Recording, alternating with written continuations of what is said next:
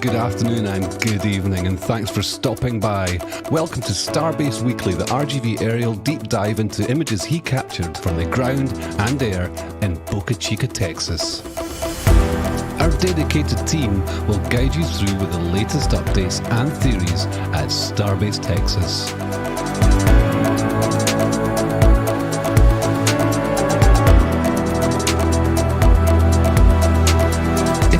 Channel, be sure to hit the subscribe button and the bell icon for future streams.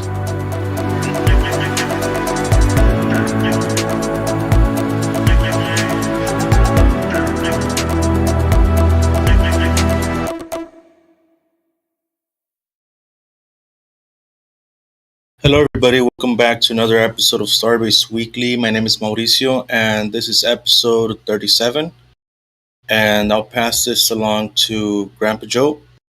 Hey guys, it's Grandpa Joe, up for another week of reviewing everything Ground Zero, Starship, Booster, and all things SpaceX. And with that, I'll hand it on over to Max Q. Hey everyone, it's great to be back for another stream. And we got plenty more truly amazing photos to go through again today. And yeah, I look forward to sharing the rest of the stream with you guys. And with that, I'll pass it over to Indian Star. Oh wait, I don't know if Indian Star is going to be joining us today. So, well, she's here with us, but she's in the background today because we have an extra guest with us who's not here yet, and that would be Jax. So, whenever he decides to show up, he'll be joining us. But with that, my name is Zach Golden, and thank you guys for joining us today. Really excited to be here. We had a nice little Saturday off, which is always fun getting to enjoy a Saturday. So hopefully you all enjoyed that as well. And unfortunately, we canceled the show for something that got canceled, but it works out in the end. I kind of felt like that was going to happen either way. I don't know. What do you guys think? Were you guys expecting that launch to go off tomorrow? No. Or yesterday? Sorry. Wow. Yeah, honestly, rockets are hard, old equipment is faulty, and hydrogen is leaky. It's really, really tough whenever you throw those three things together along with the new rocket. It's gonna take a couple of swings and misses. And it's going to be the same for Starship. So, not expected, no harm, no foul. And maybe SLS needed Saturday off too. What do you think, Max? As they say, as it normally goes, you've often got all these kinks to work out and, little things to refine and whatnot. So, yeah, it's kind of expected for it to not actually take off yesterday. I almost think it would be interesting to throw a poll in the chat to see how many people were actually expecting it to launch yesterday. I definitely wasn't, but I kind of was hoping it would.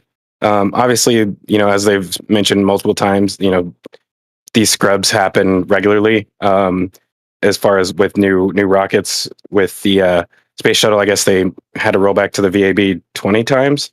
Yeah. So yeah, it's not all that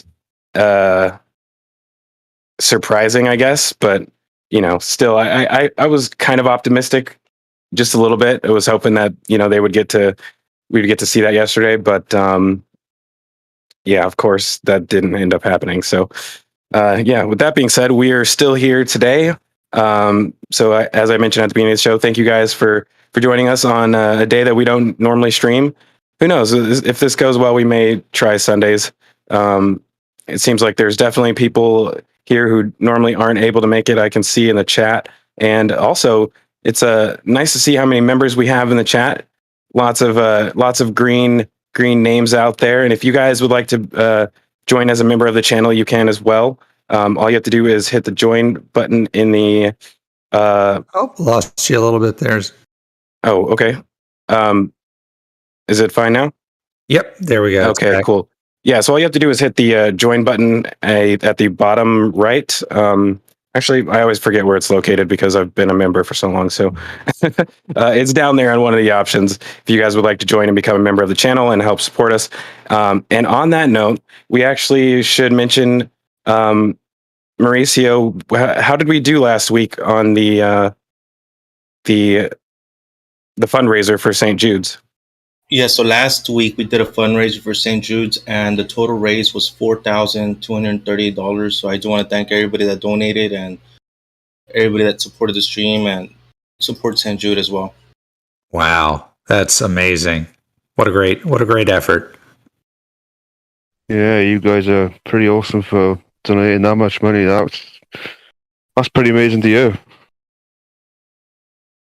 Yep, Yeah. going to a great cause, and definitely one the oddly enough, the whole space community kind of gets behind. I think thanks in part to Jared Isaacman. Yeah, that guy's pretty all right. Speaking of that, before Mauricio did his flyover this week, he posted a tweet mentioning that it probably wasn't going to be as exciting or wasn't going to be the same flying in the Cessna. Sorry, what's not Cessna? What is it? The 172? Yeah. Yeah, it's a Cessna 172. So how was it? So I guess it got taken out of context when they said that. It's never lame. It's never boring, but just after a flight, it's just kind of not as exciting. I would put it that way. And yeah. I mean, it took forever. It took a while to get there, so it doesn't compare. But either way, they're checking the clock pretty much. Yeah, pretty much just waiting to get there, and there's no comparison with the L39 at all whatsoever. So, but and you just sound sad. I just gone back to reality. Just gone back to the reality of things. But here we are. Yeah, and this time, which is pretty rare, you actually were able to do this flyover while they were in the middle of a test. So you guys can see down here that as Mauricio showed up, they were in the middle of testing 7.1, and I'm surprised that they didn't have the higher TFR this day. But yeah, I'm glad you were able to actually get up there and get these shots during this test. So. Yeah, no risk of an overpressure on this side, so no real need for the higher TFR, I would think. Yeah, and we're gonna take a look at this a little bit more later in the show. But for now, we are gonna go ahead and hop into our regular episode. And as I mentioned, we will have Jax joining us later as well. So with that, let's go ahead and move over to the Masseys site, which for once we find, well, I said this last week too.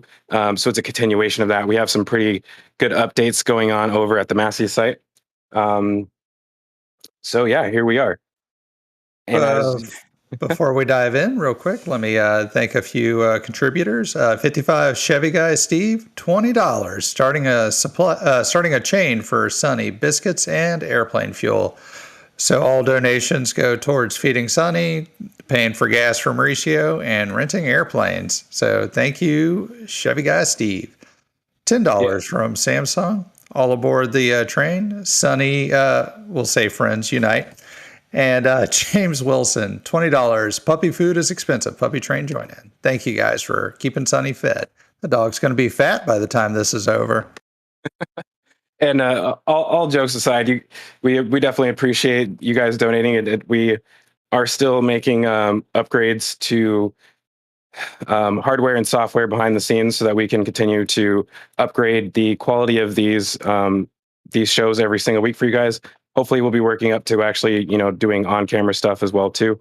I know you guys have requested that in the past, so thank you guys for your donations. It's going a long way into helping us do that. We had several of us, as I mentioned previously, needing to upgrade hard drives, which I have done so far, and I believe a few people on the team have been able to upgrade their hard drives as of so far.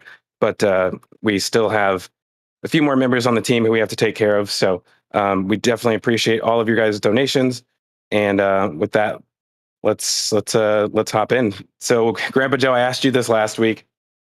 I'll ask you again. What do you notice about the main differences, I guess, when you see the Masseys site this week?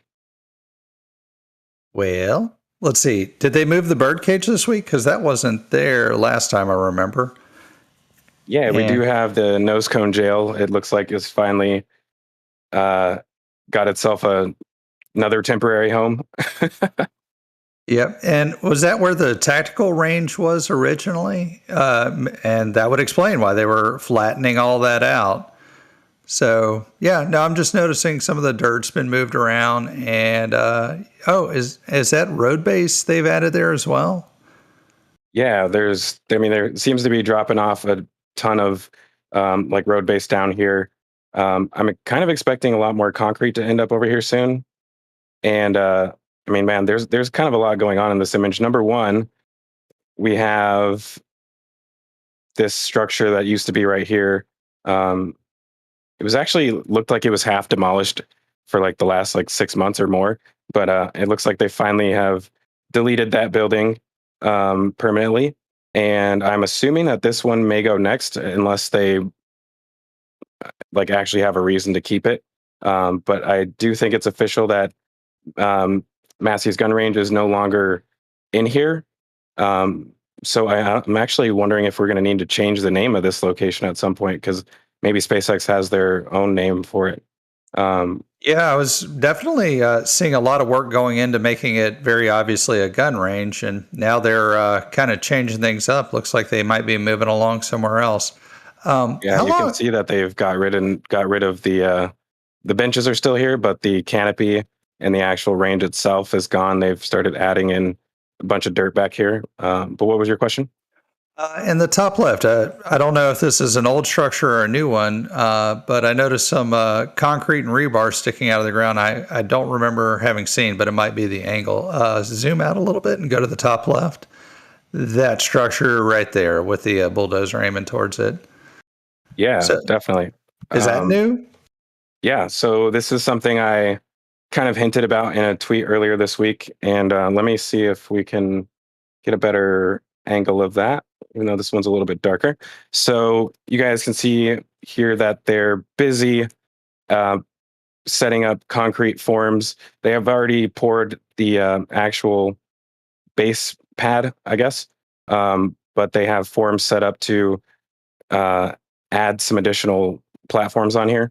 And it looks, initially I thought they were maybe going to actually put a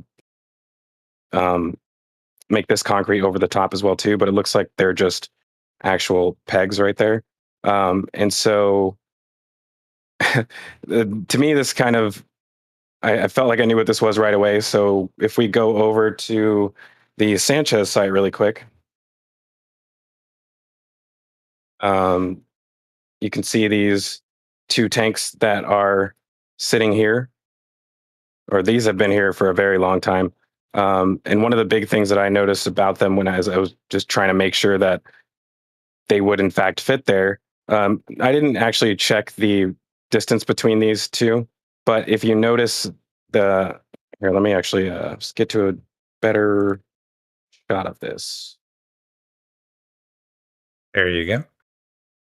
So you can see that it's sitting on some cribbing down here, and the actual, what do you want to call this? The stand. The stand is sitting on top of a single stand right here, and I think there's a single one on the other side, because if not, the cribbing would likely go all the way across if it was, a longer base. So I think this is actually 4 feet. I guess we should call them as feet. So there's 4 feet instead of 2. And so it appears to me that is going to go on top of this base structure. So there's really only a few reasons that you would need storage tanks here. And number one, that could be if you're potentially going to produce methane here. So we have, where is it actually? Are there any wells on this site? There aren't. And so when I say methane production, I don't mean drilling a well here to produce methane. I mean the actual methane refined rate. Actually, hold on. They moved that equipment to somewhere else, right? They moved I forgot they transferred out the last. Yeah, the third absorption column that used to be sat at the Sanchez site is now supposedly be moved to McGregor, the testing facility there. All right. Well, that's interesting. So that could mean one of two things, right? I mean, obviously they probably aren't going to be building that refinery here anymore, but they still, if they put these 2 tanks here, then really the only reason I can think of is, liquid oxygen and liquid methane storage for Raptor testing. Yep, 100%. Yeah. And we've heard, have we heard rumor or have we heard confirmation that they're going to be using this as a Raptor test and repair site? I know I've heard that rumor, but I'm not sure if anyone at SpaceX has confirmed that's what they're doing with this facility. I can't say I've heard any actual confirmation, but with tanks turning up at this site, I mean, it's looking a bit more likely now, really. Yeah. Would you expect to see another tank for liquid nitrogen as well? Yes, actually. So I think they would probably need all 3, and then they'd probably have you may not need nitrogen. Actually, you could bring it in nitrogen canisters, actually. So similar to the way that they transport helium. Yeah, they could show up looking like that. And it could just be that they switch those out. I think one thing that I might do in the future, which I don't have any really good pictures of it now, but would it be to look at how both the vertical and horizontal test stands at McGregor are constructed and see what components they need in order to actually build that, because then that'll probably start to become more clear what we're exactly seeing here. But I mean, if you guys have been watching every week, which most of you in the chat, I believe, are regulars, you know that this area definitely did not have anywhere near this amount of dirt last week. You can actually see the one truck coming from dumping back here, I'm assuming. So they're basically filling in all of this with, I almost call this waste dirt. Right. Yeah. And I see some what looks like concrete mixed in there off to the side. So as they're right here. Yeah. As they're ripping up concrete from areas where they're modifying the cement over at the build site, they're dumping it over here. Good point. I forgot about that. Yeah. So this is probably from the build site. As we go through the show, maybe we'll try and figure out where the rest of this dirt is coming from. Because now that I think about it, I've gone through these pictures already, and I can't really see where it's coming from. But it does look like waste dirt. So, and the reason I say that is because when you have, when you're actually trying to put a permanent base down, you use materials like this. So, I mean, you can just see the difference in this dirt right here. There's probably even like dead plant material and stuff right here because this has just been dug up from somewhere else. So, right. You definitely do want to know the exact properties of the materials that you're laying down to support your machinery, your buildings, etc. You can't just throw regular dirt down there. You got to have what we call road base, which is large gravel and certain types of sand and etc. And this is where we really need a civil engineer who would know more of the specifics of that. Yeah, and this land actually has a lot of potential for that testing facility. I mean, you could have a horizontal stand right here, and in my opinion, you could probably have another one over here. So, this is definitely the beginning of what I call their fourth quarter project, because we always know that they're going to start something at the beginning of a quarter, and it looks like they're already well underway right now. So again, on this other side over here, they're also putting down road base and slowly preparing this more and more every week and adding additional concrete. So yeah, I have a feeling a lot of this material, a lot of this stuff over here will be used for that facility potentially. I mean, some of these cryo tubes would probably be needed in that situation. So, I mean, it's nice to see that this is looking more like more than just a storage facility. Yeah, yeah. McGregor Jr. right here. Yeah, and especially equipment like this, like these. I don't even know what all these are. I think some of them are transformers, but I think this is an evaporator. Vaporizer column right here. I mean, they a lot of this is meant for some facility, so I really think that this is probably the facility it's meant for. I mean, these 8 air conditioning units could be for like the Starfactory, but we've seen the air conditioning units on top of the Starfactory, and they're not this big. So I do think do we still have the stands by there as well? Do you remember there was those little platforms? You mean the ones for like a Orbital stand? No, there was like little work platforms. There was quite a big group of them. They were used to be right at the back of this site. Yeah, they're still there. Little cutouts in them. These white ones? Yeah, that's it. Yeah, they're still there. Did we ever figure out what those are for? I did see speculation that they might fit around engine nozzles. But I don't know where exactly they'd be used. Well, the one other thing that I noticed down here, although it could be insignificant, this is some rebar for building another berm, which I would expect them to build a berm if they had an engine testing facility here. So yeah, we're going to keep an eye on this area. We're looking at all this material down here pretty much every week to try and guess exactly what's going to happen here. But what were you going to say? So we've located. Oh, sorry. Go ahead, Max. Oh, I couldn't tell who was about to talk. Sorry. Sorry. Yeah, that was me. We have located a tweet that says sources close to the deal to purchase Masseys gun range have indicated that the location will be the quote Raptor facility, and so yeah, that should be possibly used for including repair, rebuilding, and testing of rocket engines. Right, and this is from last year, I believe. Yep. Yeah. So that was the plan, I guess, from the beginning, allegedly. So yeah, that will be very interesting to see. And the repair facility part is the crucial part to consider, I would say, because right now they have to send everything back to McGregor. And so if for example they had a repair facility on this side and the actual firing the test facility on this side, that would probably drastically speed things up as far as how quickly they're able to deliver engines to the site and like also do repairs on engines if they need to. And like economically speaking, it makes a lot more sense to have something close by if you have the ability to put it close. So I'll agree with you and add to that it's also a process improvement in terms of allowing McGregor to be a production validation and testing site where you produce an engine, you test it there, validate that it's good, send it on down.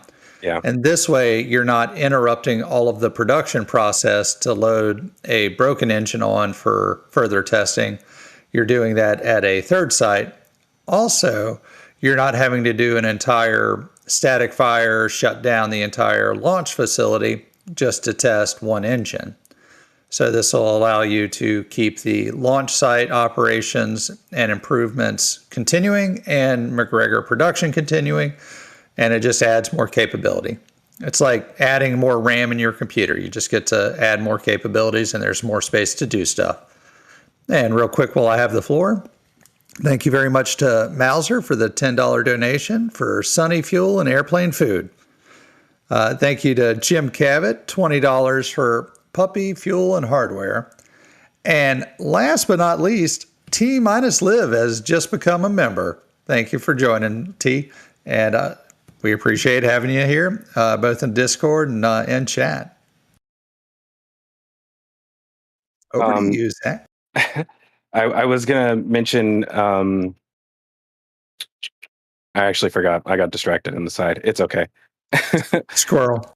Yeah, we'll bring it up. We'll bring it up later. So yeah, I guess that's really all we had to cover over at this area. But we're gonna, like I said, keep an eye on that for you guys every single week. So with that, we might as well head over to the Sanchez site, which is kind of quiet this week, I would say. There's been some changes, but nothing really major.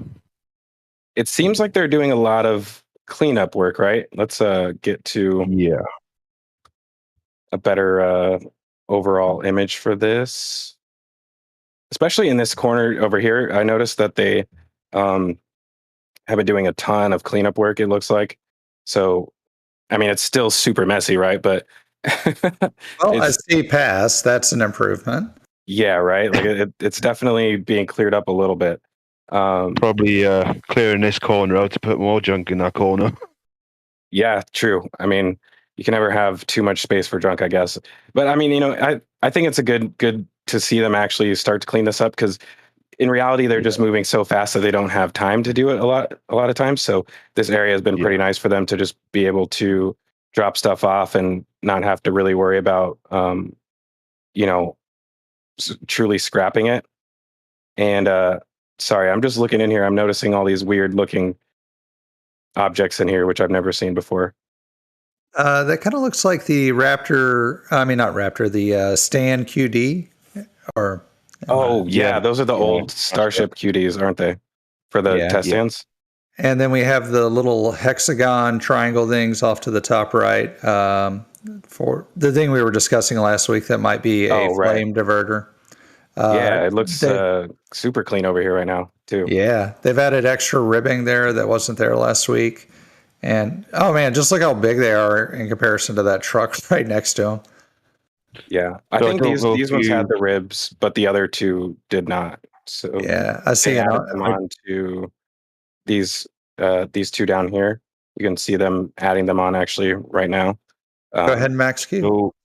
So we actually do have a ground photo or two of the two ramp pieces on screen now. Oh, really? And it is they're showing bolt holes in the short side, so it looks like the long side will be facing upwards. Let's vertical piece. Let's see if I can find that in the ground images really quick. That would be. How did he get a ground image of that? You put a camera on Sonny and sent him in. You may have to send that one to me. I mean, because I don't know how he could even get back there. I don't see it. Yeah, you might have to find that one for me. That's a surprise. Yeah, hopefully if we find that one, we will show it. But another thing to mention over here, going back to the aerial image. Okay, I'm gonna have to grab another one. Sanchez Site is really, really large. It's hard to fit all of it in one image. So this area down here, which we all know is the existing gas well and the injection well, looks like it's been getting a little bit of love. They've been upgrading, or not upgrading, but adding in additional equipment in here for that facility. And actually, when we look at this one from the ground, this is actually taken a few days or 2 days after the flyover. So I actually just noticed this morning. They set this walkway up over the top of the 3 tanks. So it looks like, I'm assuming that additional equipment will be mounted up here, which they will need to access, because I mean, you aren't really ever needing to get on top of the tanks for anything. So it's probably more a walkway to connect to other to other buildings that are going to be attached to this. So yeah, it's going to be interesting to see what they end up doing. And again, this is probably part of that fourth quarter project as well, even though it may actually be unrelated to everything else that SpaceX is doing. It's probably specifically for oil and gas operations. And while you have that picture up, the electric generation facility there, I do wonder at Masseys, I haven't seen any evidence of major electrical infrastructure being started over there. So I do wonder if we're going to see a similar facility over there, smaller, obviously, but to help run the operations at Masseys. Because right now, I think they only have a few small generators, or maybe a local hookup, which doesn't supply nearly enough power for that site. What do you think? Yeah, I mean, so they've ran the electrical utilities up through, all the way through up Highway 4, and I believe they've actually completed it, so it runs all the way to the facility. But I don't think it's actually turned on yet. So I think that they're still using these generators to produce their own power, and obviously they have their solar power as well too. But yeah, I mean, the reason why I don't think it's active, and it's something I talked with Dave Avery about earlier this week, is that well, if we go to a lot of areas like this right here where the electrical culverts are, you can kind of see that even the ones that run to the wide bay, and we know that the wide bay is active. It is active as far as power goes.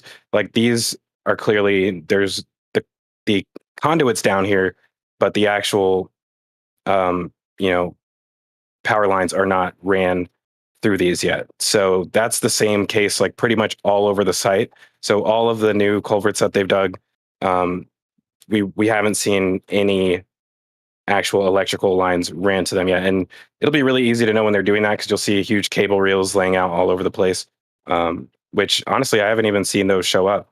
I don't see any. Also, you would expect to see quite a few more transformers that I've been keeping an eye out for, but haven't seen just yet. Yeah, and there's no, like, I'm expecting them to bring a bunch of cable reels in here before they get started on that. But yeah, we haven't seen them show up to do that. So Soon. There's also another thing that we should cover over here at the Sanchez site. Thanks to this cloud for blocking this or making this view a little bit dark for us. But let's. Last week we had, obviously, Booster 7 get put onto the launch mount for testing, and then later in the week they moved the transport stand over to the Sanchez site. Initially, I, for some reason, wasn't expecting them to upgrade it so quickly and to actually use Booster 5's transport stand and send that back to the launch site, but that appears to be wrong. So if we look at it from the ground view, we can see that Booster 7's transport stand has now been upgraded with the additional walking platform. Oh, very nice. Yeah, so I don't know. I mean, I'm assuming it might not be finished yet. They may have to actually fully weld it down or whatever. I'm not really 100% sure if this attaches through bolts or if it's welded on. Haven't really gotten that close of a view on it, but yeah, it looks like they've upgraded it already. So whenever they're ready to take Booster 7 off, which well, the only reason I could see them needing to take Booster 7 off is to add the additional shielding on the outside. But that's until they need that, we'll probably won't see this move back there. But yeah, really good to see them finally upgrade this. And have you guys ever seen these up close to see the camera on the top where they pointed directly at the stabilization pins? So that's one BV protected camera.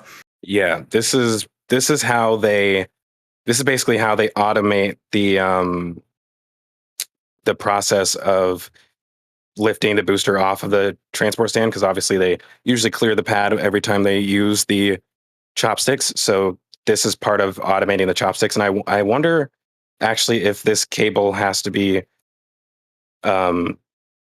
if it has to get like connected to some place inside of the tower.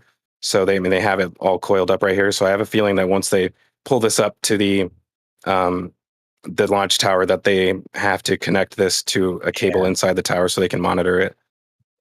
So question, the actuators that secure the ship on the, right where you're pointing there, are those automated as well, or are they still manually operating each one of those? Do you or MaxQ know that one? You repeat that again, Joe?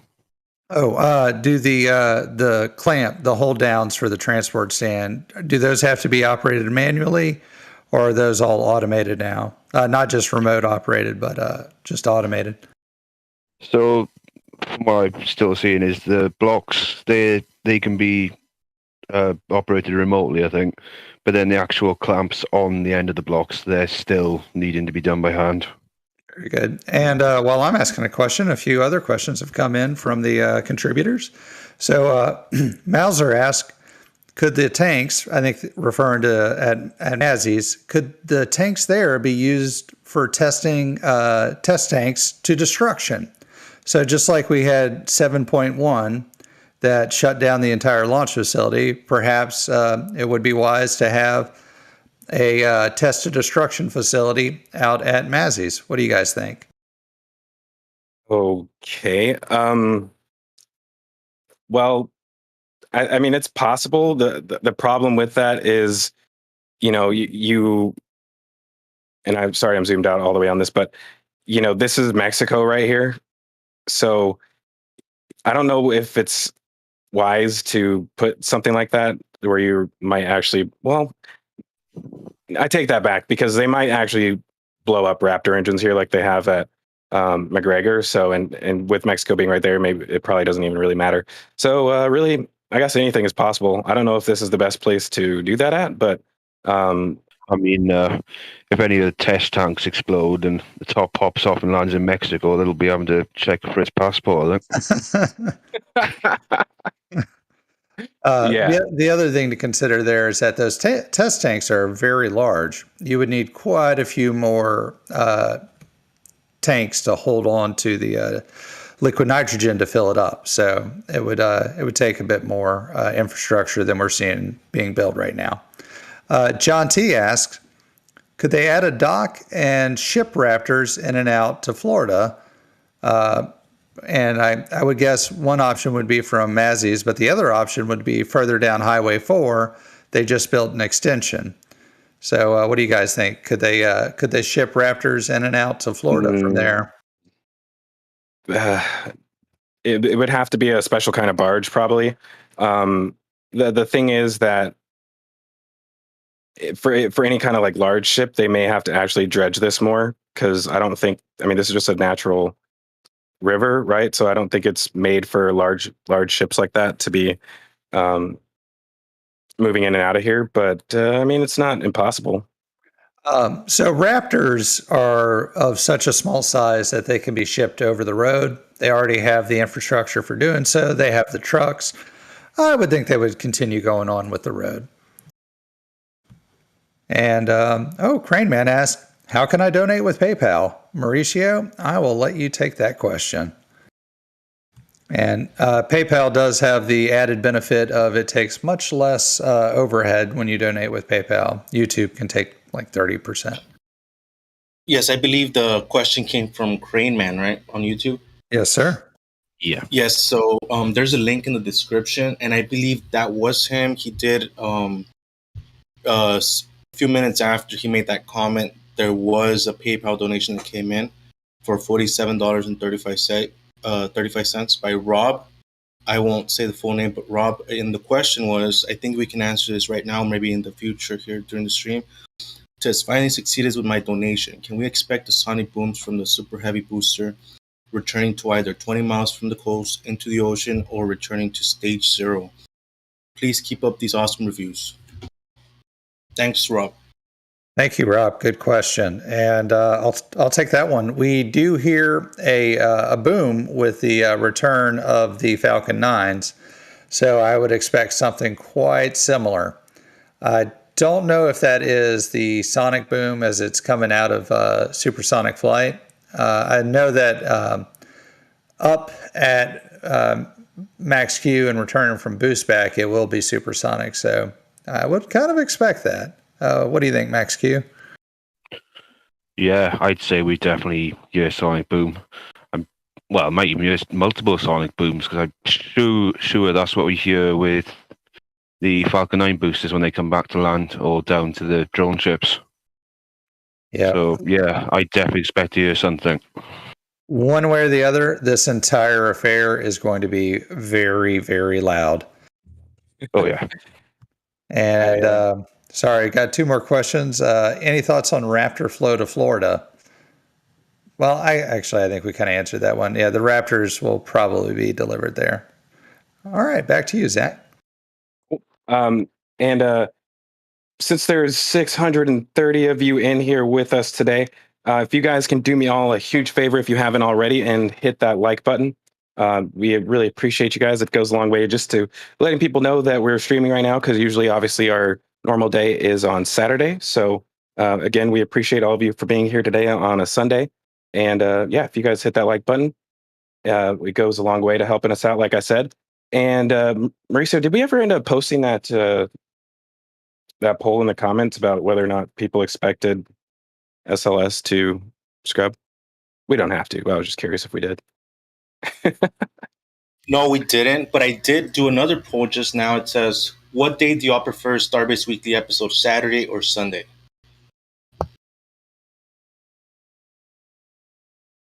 Oh, That's just so we can get a feedback of the audience to see when we can get a better viewership and all that.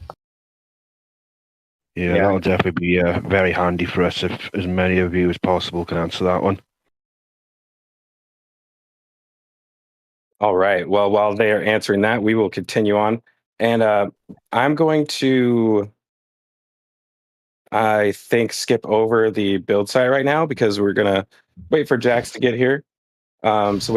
Instead, we will go all the way up to the... Before you do that, there is one interesting thing still at Sanchez. Yeah, let's do it. And I'm just sending over ground photo to you now. It's that stand near the Rocket Garden. I've noticed a new change with it and from this week. Oh, yes. I forgot about this. Good point.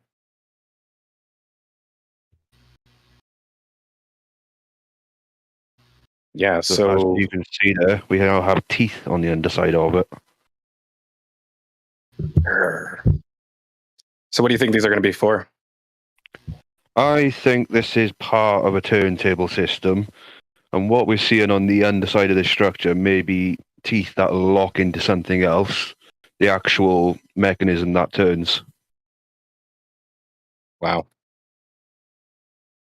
Yeah, it looks like some of them are further apart than others.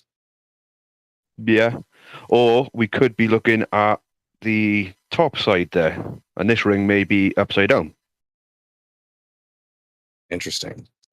I noticed these holes that go through here almost as if something else can be mounted there. Yeah. Like initially I was thinking a roller, but that wouldn't really make sense because it'd be so far down in here. Yeah. You would need a work platform there, so not that. Yeah, and it's interesting that what they have going on up here as well too. You have these massive bolts going through here, so you really can't like sit anything on top of here. So this may actually be the bottom, like you were saying.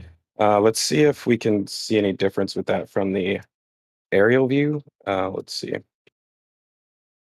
Stand by while I go grab that. And while you're grabbing that, thank you to Jack X, 20 euros. Thank you so much for making this possible to understand for us too. Hey, Jack, let me just say, I started here, like many of us, as a complete amateur, and by studying this and listening to people who knew way more than I did, I've been able to learn. I've learned a whole lot from Zach, obviously, genius that he is. Don't let that go to your head too much, Zach. And yeah, no, we're here to understand ourselves and to explain what we do know, and everything we don't know. We make some guesses and see how right we are. And thank y'all all for joining us on this little journey. Yeah, and looks like I've shown it from the aerial view. This looks even more weird. It almost doesn't even look like the same structure, truthfully. But yeah, very, very odd when you look at it from this view. And back at that ground view, you can kind of see how that top plate is being attached. And really quickly, we also were able to find the piece that we were looking for earlier. It's not the greatest view of it, but we're able to see the backside or a small view of this is one of the things that we believe may be a flame diverter. And if you guys notice on the bottom of it, it has these bolt holes. I have to say that so slowly. It has these bolt holes on the bottom of it, which suggests it's going to be at least attached to something on this side. So that'll be very interesting to see what this actually ends up getting used for. A month from now, we find out we're wrong, and it's just to get Elon's truck up into the Starship or something. Well, you know what it's going to be part of, don't you? It'll be part of a water tower. Oh, I just noticed you can see both of them here. Yeah, I didn't see the first one before. Yeah. So continuing on back to. Oh, sorry. Was there anything else from the Sanchez site that you wanted to touch on? I believe that was it. I think. Okay, let me just scroll through here really quick and double check to be sure. Cool. All right, let's go ahead and go on to the the cranes parking lot is what I call it. So this is where they store all of the cranes on this side. And really interestingly, actually, we're not really sure why this is happening, but you guys will notice that Grover has now been outfitted with an extended boom right here. So this is very similar to the one that was added on to the red TNT crane that was helping out with the wide bay. And you can actually see that they have additional pieces right here to make it even longer if they want to. But I mean, when was the last time we even saw them use this? Do you guys know? A while ago, I think. Yeah, I mean, I can't remember. The crane or the extensions? The extension. Yeah, no, it's been since they were constructing high bay, right, or wide bay. Yeah, that's the last time I think I remember seeing that used is when they were putting the bridge crane up in the top of the high bay. I think that's when Grover last had this extension. They used Grover for that? I believe so, yeah, when it was maneuvering the beams around inside. Interesting. Get him back into place. I did not know that. Quick question for all of our viewers. I know we all started here as rocket fans, but who has now become more of a crane fan? That's my question for everyone. I feel like we learn more and more about cranes every week. Oh yeah, about this time a year ago, I wouldn't have known any of this stuff about cranes. Oh wow! Looks like so far the poll is showing that 62% of you prefer Saturdays. So that is good to know so far. If you guys haven't voted, make sure that you get your vote in. If you haven't, there's 178 of you have voted so far, and 612 in the chat. So yeah, we definitely appreciate your guys' feedback and try to adjust things based on what the audience prefers. So appreciate all that feedback.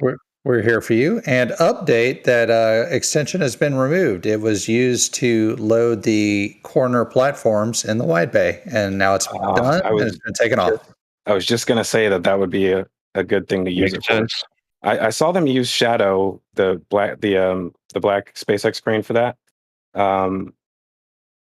So I guess they must have put these higher up in there. Yeah. Interesting. So we will we'll touch on that here in a few minutes, because we're gonna head over to the wide bay probably in about 10 minutes or so. We're just waiting on one more member to join us, but you guys can see that we talked about last week. The extension, what was it, 400 square feet, just large enough for a container? Yes. So the building, I think this is called the skiff. Wait, sorry. The building is called secure. Sensitive, I think it starts with. Sensitive. I don't even know. We'll have to look up what it means. I can't remember what it means. Super confidential information facility. No, I just made that up. It's basically that, yeah. But that's not the exact acronym for it. We'll have it here in a second. But yeah, so that building that they're going to add on to this structure, we believe it'll go just somewhere in this area. So it looks like they're actually preparing to raise this up so it matches the rest of the foundation of the building. Sensitive compartmented information facility, meaning it's ITAR and secret or related to national security. Yeah, so things that I probably will avoid commenting on if I happen to notice stuff over there. Otherwise, you start getting visits from the Secret Service and the military, and no one wants that. Well, yeah. I just noticed a very sad sight to the right in that picture. What's that? Slowly being covered in dirt is what looks to be an old aft flap. Towards the top of the photo. Oh, come on. Was it right here? No, that's not an aft flap. That's some concrete, isn't it? Wait, this is an aft flap? It's got the cutouts there as well, I think. I'm pretty sure that's... It looks too big. Are you sure? Yeah. So going back to your earlier question, Zach, perhaps some of that dirt is coming from over here. Well, I don't see them removing it yet. I don't see them removing any dirt from around here. I think Could be from the launch site. How the expansion, they're cutting out some of the marsh and some of the plants that are there. They did more of that this week. We'll have to take a look and see if they've done any more of that once we get over to the launch site.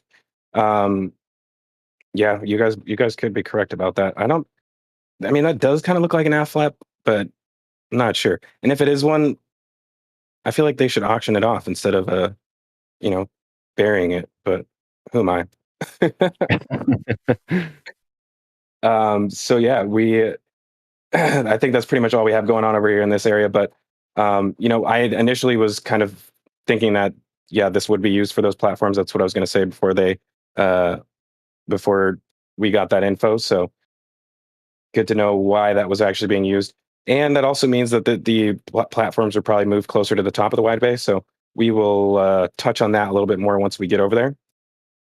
In the meantime, there are some ground images that I wanted to cover. Since we are not yet in the wide bay, but we're about to be entering there here soon.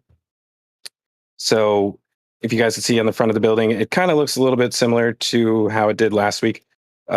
They've gotten all of the paneling completed, which honestly, I don't really see too many changes, but I would expect that these windows should be going in pretty soon. I don't know if they need additional vertical supports up here for them. I'd say there still needs to be more framework added there, and I'm not really seeing it so far. I'll say that with high bay, it seemed that it took a very long time to get that glass in, and it was kind of a low priority. Just as they needed to make work, they would toss them in. Yeah, I mean the limiting factor on that is probably going to be the HVAC system. So if the HVAC system isn't installed yet in this building, then it would not be a good idea to put the windows on there. So that could be one factor. And as well as that, I don't know if we've actually Actually, we have seen the lights at the top of the bay, haven't we? I believe so. Yeah. I don't think we can see them with all the scaffolding up here, but Yeah, that's the issue with all the scaffolding. It obstructs quite a lot up there. I will say the scaffolding is extremely impressive, though. Yeah. It's just like a complete jungle. Like setting all this up. I wouldn't want to be the people having to remove all of that at the end. I mean, it took forever. It took a solid month to get all of this up here. So, yeah, I don't think there's exactly a fast way of getting it back down. So, anyways, I think we. There was a few more things. Oh, this right here is actually from the backside of the Starfactory. So I'm going to cover this really quick while we're. Let's see if I can find it from the front. We've actually got a good aerial shot of that. Yeah, so we have. I'm looking for that aerial photo right now. I think that's not going to be right. While you're looking for that, thank you, Sharpie, for $10 donations for the quote usual. And Scad asked, did Zach take delivery of the gantry crane yet? The one covered with grass? I have not received the gantry crane yet. No. I'll check the FedEx tracking number. There we are. Yeah. So in that previous ground image, we're looking at the steel being set up over here, which is really odd. We have absolutely no idea what's going on here, but it's probably important. So they've started laying out these beams, which kind of look like roof beams. I mean, they could also be like frames for some sort of jig. And one thing that I could think of, which I hope that's not what it is. I'm just imagining like a long frame for transporting things horizontal, which the only reason I'm bringing this up is because people keep suggesting that starships need to be transported to Florida, like horizontally. So if they were ever going to do that, I would expect them to start building jigs for it soon. But again, I'm not saying that's what this is for. I'm just trying to brainstorm things that this could possibly be used for, because the Starfactory is nearing completion, at least this portion of it.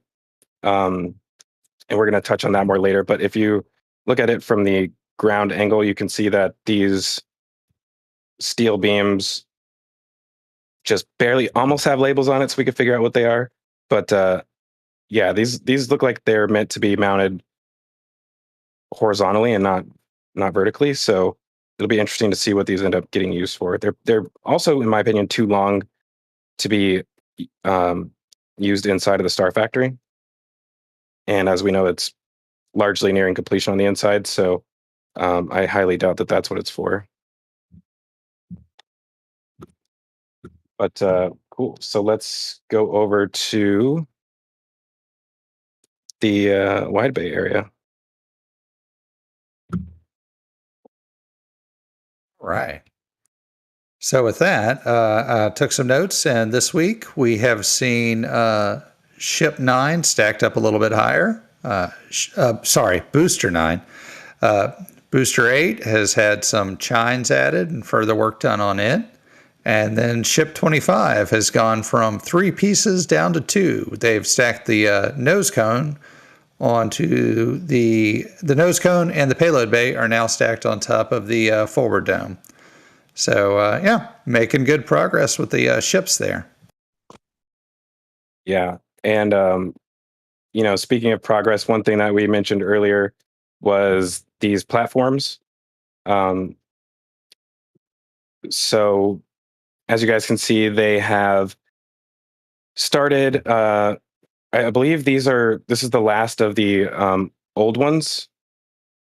And sorry, not the old. Oh, this may actually be a new one, but it looks like one of the old. When I say old, part of the group of 4 that was constructed first. So they've at this point had lifted 2, possibly 3 of them in there. I think this may be a new one as well too. but this one right here definitely is new. If we look right here, you can see 2 additional curved sections. So with that being said, yeah, I guess these are the 2 new ones right here. But you can see these, all of the stairs continuing to be built out here. They are actively setting up beams for the next set of stairs. I don't think we've seen any of these get actually moved into the building yet. But no, yeah, these are the 6th set of stairs we've seen completed. This will be the 7th. There are 2 more, or sorry. Let me actually get a ground shot for that because it's easier to show them. And while you're pulling that up, it is 1 p.m., 1 hour down, 2 hours to go. Thank you, everybody, for joining. Great turnout today. Please remember to like, subscribe, join as a member if you haven't already, and join us on Discord. And if you have any questions, just type in exclamation point question and type away whatever you'd like us to ask on air. Yep. So yeah, these are the other 4 sets of stairs that are behind the high bay, still waiting to go in there. It's interesting that they haven't lifted these in here yet. I'm guessing it's just not a priority, but this is another thing I would maybe expect Grover to help out with. So yeah, I think we'll probably see them start to bring those in there within the next few days or weeks. Did they ever? Go ahead, Max.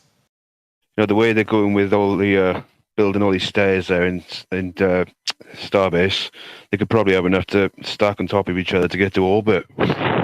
There you go.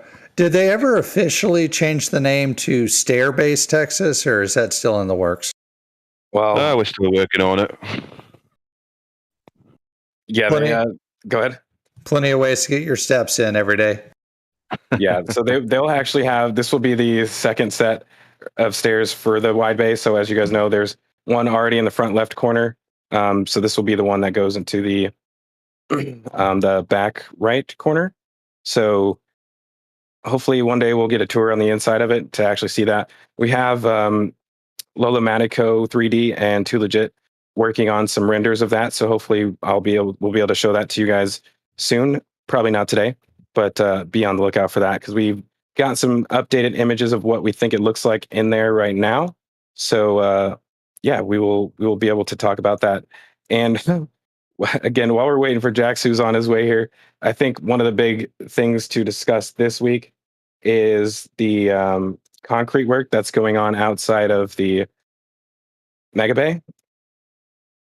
And if you guys have been watching, we're watching a Rover 1 cam from Lab Padre during the week, then you may have seen them adding a bunch of road base like sand and rebar down on the ground in front of the wide bay. And as you can see here, you can see where the new slab is.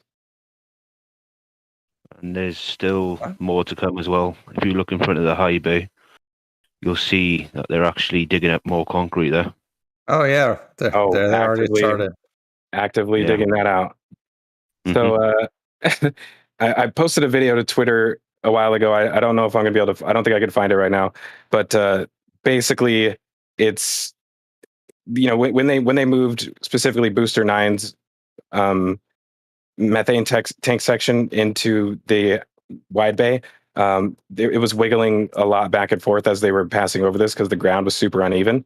And, I've never really seen them do a concrete job out here that didn't look uneven for some reason. And this is actually, once they replace this in front of the high bay, this will be the 5th time that they've replaced the concrete out front of this building.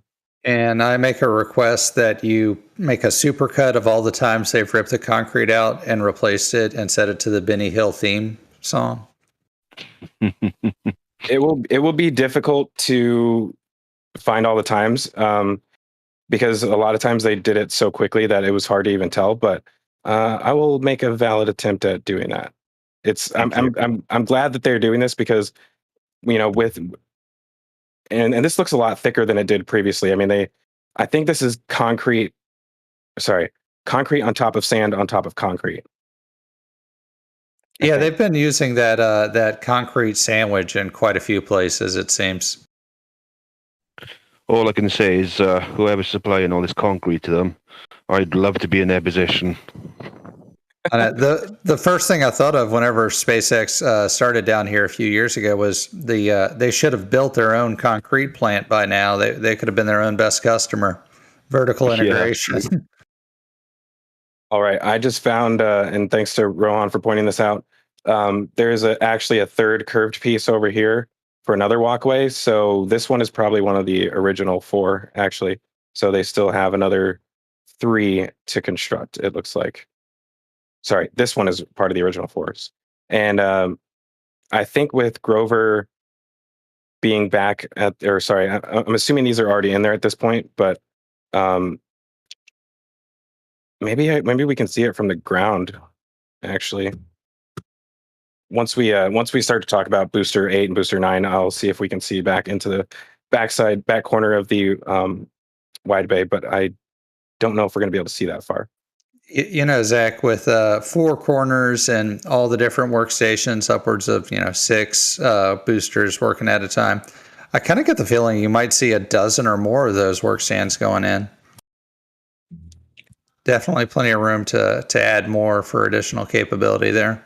Yeah, we've kind of tried to narrow down where we think they're going to go, and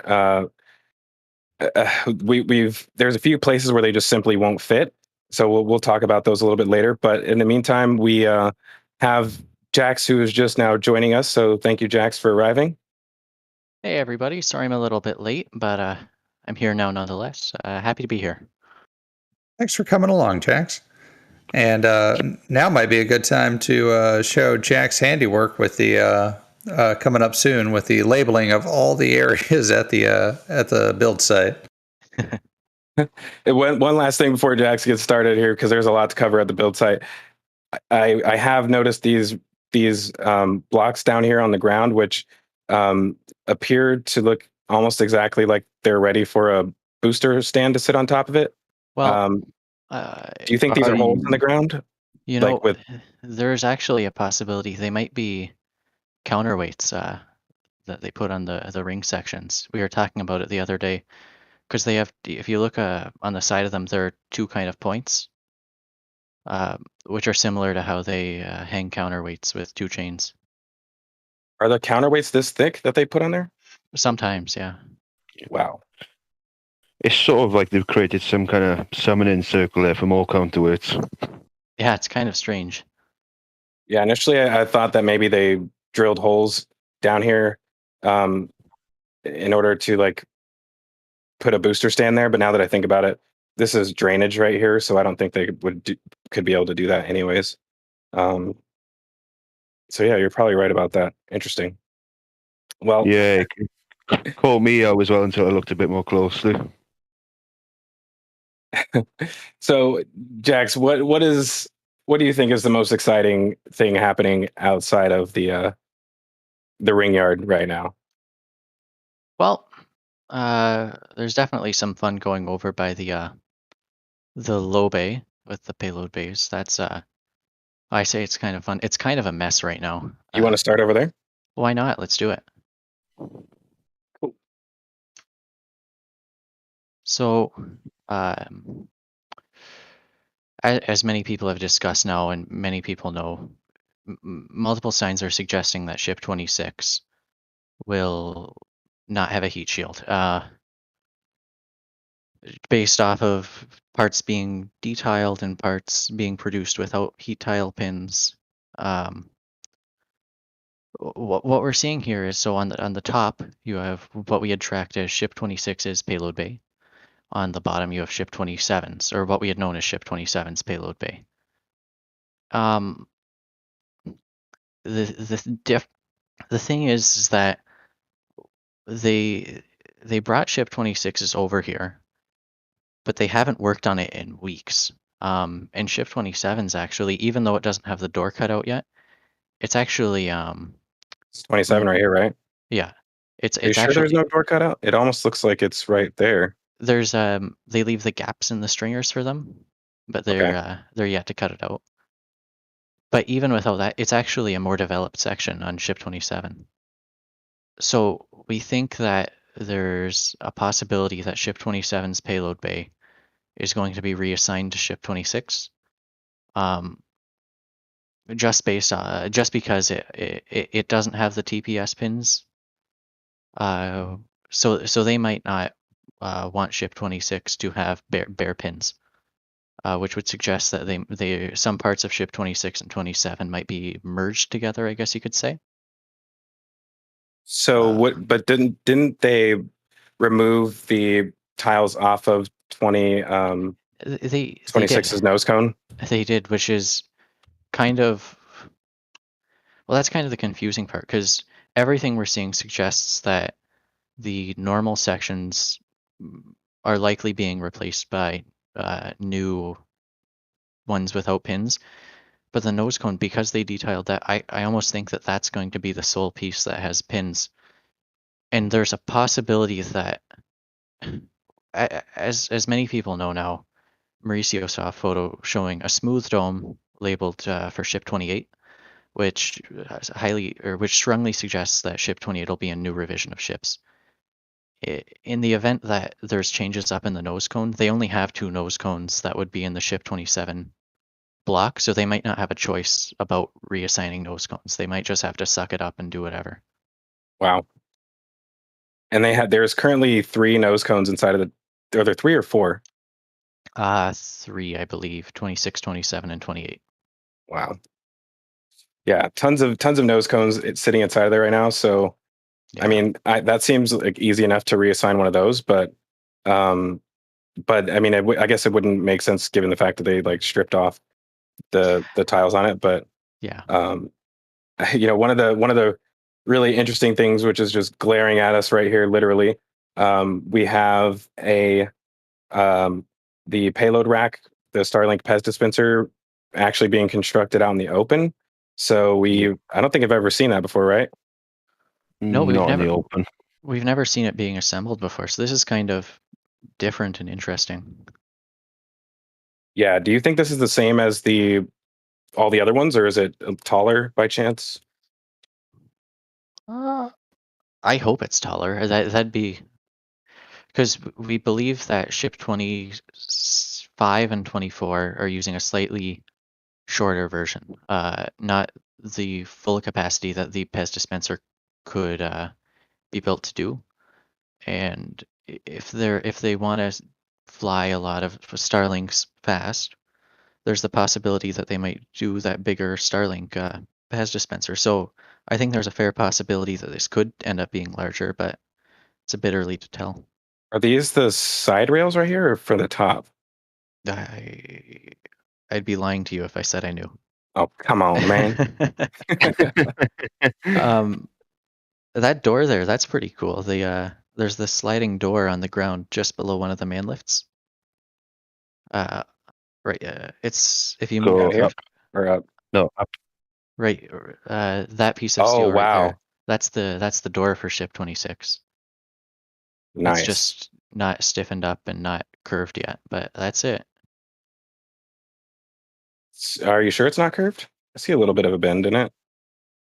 Maybe, but I don't know if it's curved enough, because it has to do almost a whole half. Yeah, you're right. You're right. Wow. Yeah, that's interesting to see that out there. I wonder if they have a roller out here for that. I really expected that to like come pre-curved. I don't know if you can pull up one of the nicer photos, looking at low bay from the other side. So what I will say is we're seeing things like this being done outside currently, and that's possibly because they're currently emptying Tent 1 and Tent 2. So at the moment they're having to do this work in all sorts of funny places, really. Is this one that you were talking about? Well, actually, if you go right 2 photos, one of the things I wanted to mention with the payload bays was on the inside of Ship 27's, which is what we're seeing center here. You can see the some pipe work on the inside, and Zach did a video about the 2 pipes on the right. You can see with They both have 2 expansion loops. So it's interesting to see them installed inside of the vehicle. Yeah, that's helpful to now know where they go. And so these are basically, if you guys remember when Ship 24 had its little incident where the pipe burst on the inside of the nose cone, this is where those pipes were located. So you can see that this is the now permanent fix for that. So this is the first time we've actually seen it inside of a nose cone, because the one for 25 doesn't have it, right? It should do, I would have thought. Let's see if we can see it. I'd have to look inside of an older photo. I don't know if they ever made the change. I never checked. It would be back here, right? Well, that's for 26, and to my knowledge, it doesn't. And one of the if you scroll down just in front of tent 3, I don't know if you can see it in this photo. Yeah, from that side. The big indicator are, oh, where are they? There should be 2 pipes. Okay, Oh, I the think double pipes, these? yeah, that right there, and those went inside of the old Ship 27, new Ship 26 barrel, which the other one doesn't have. So that was a strong indicator that something was up and something's happening. Yeah, you know, this whole 26 using 27 parts, it reminds me of Ship 22 all over again. The mixture of sections. Yeah, that is a pretty. I don't know how you notice all these things, honestly. Whoa, hold on. These might be the vertical pieces actually right here for the. Possibly, yeah. Wait, hold on. Those are the same ones that I was looking at earlier. Now, just without the shine on them, and that's actually two. Now that it doesn't, it's not all shiny. It looks like that's 2 separate pieces instead of just one. Yeah. I'd say so. I wonder one last angle of it.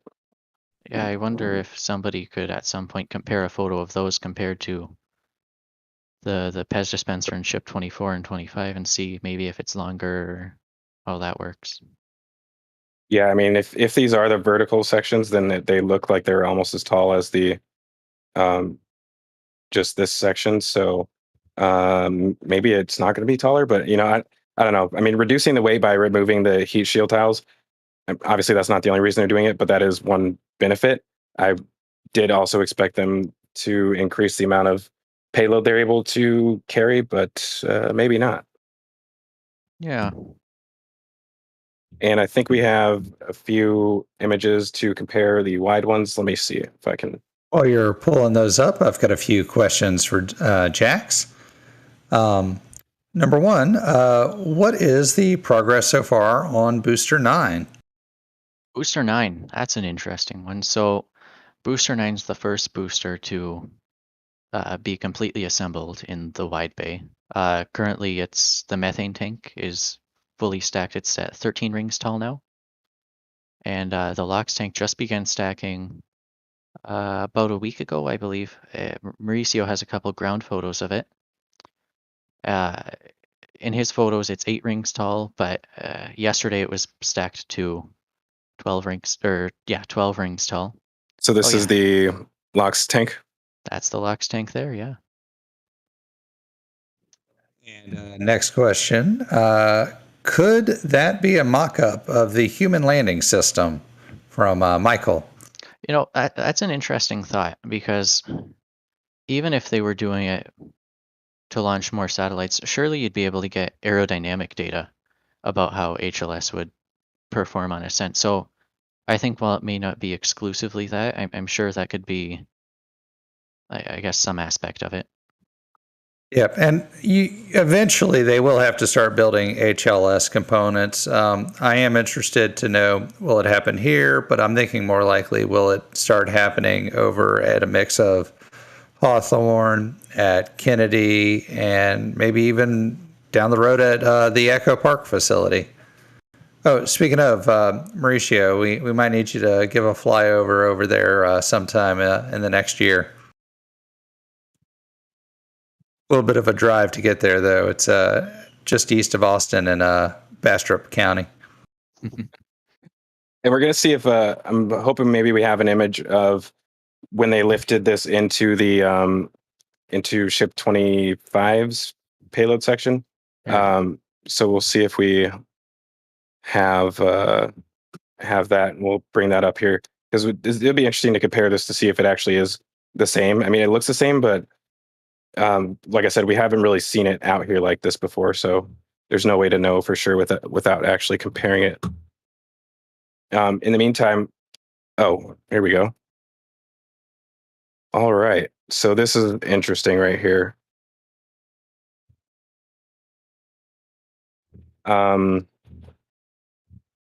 Yeah, these are two very different things. Yeah.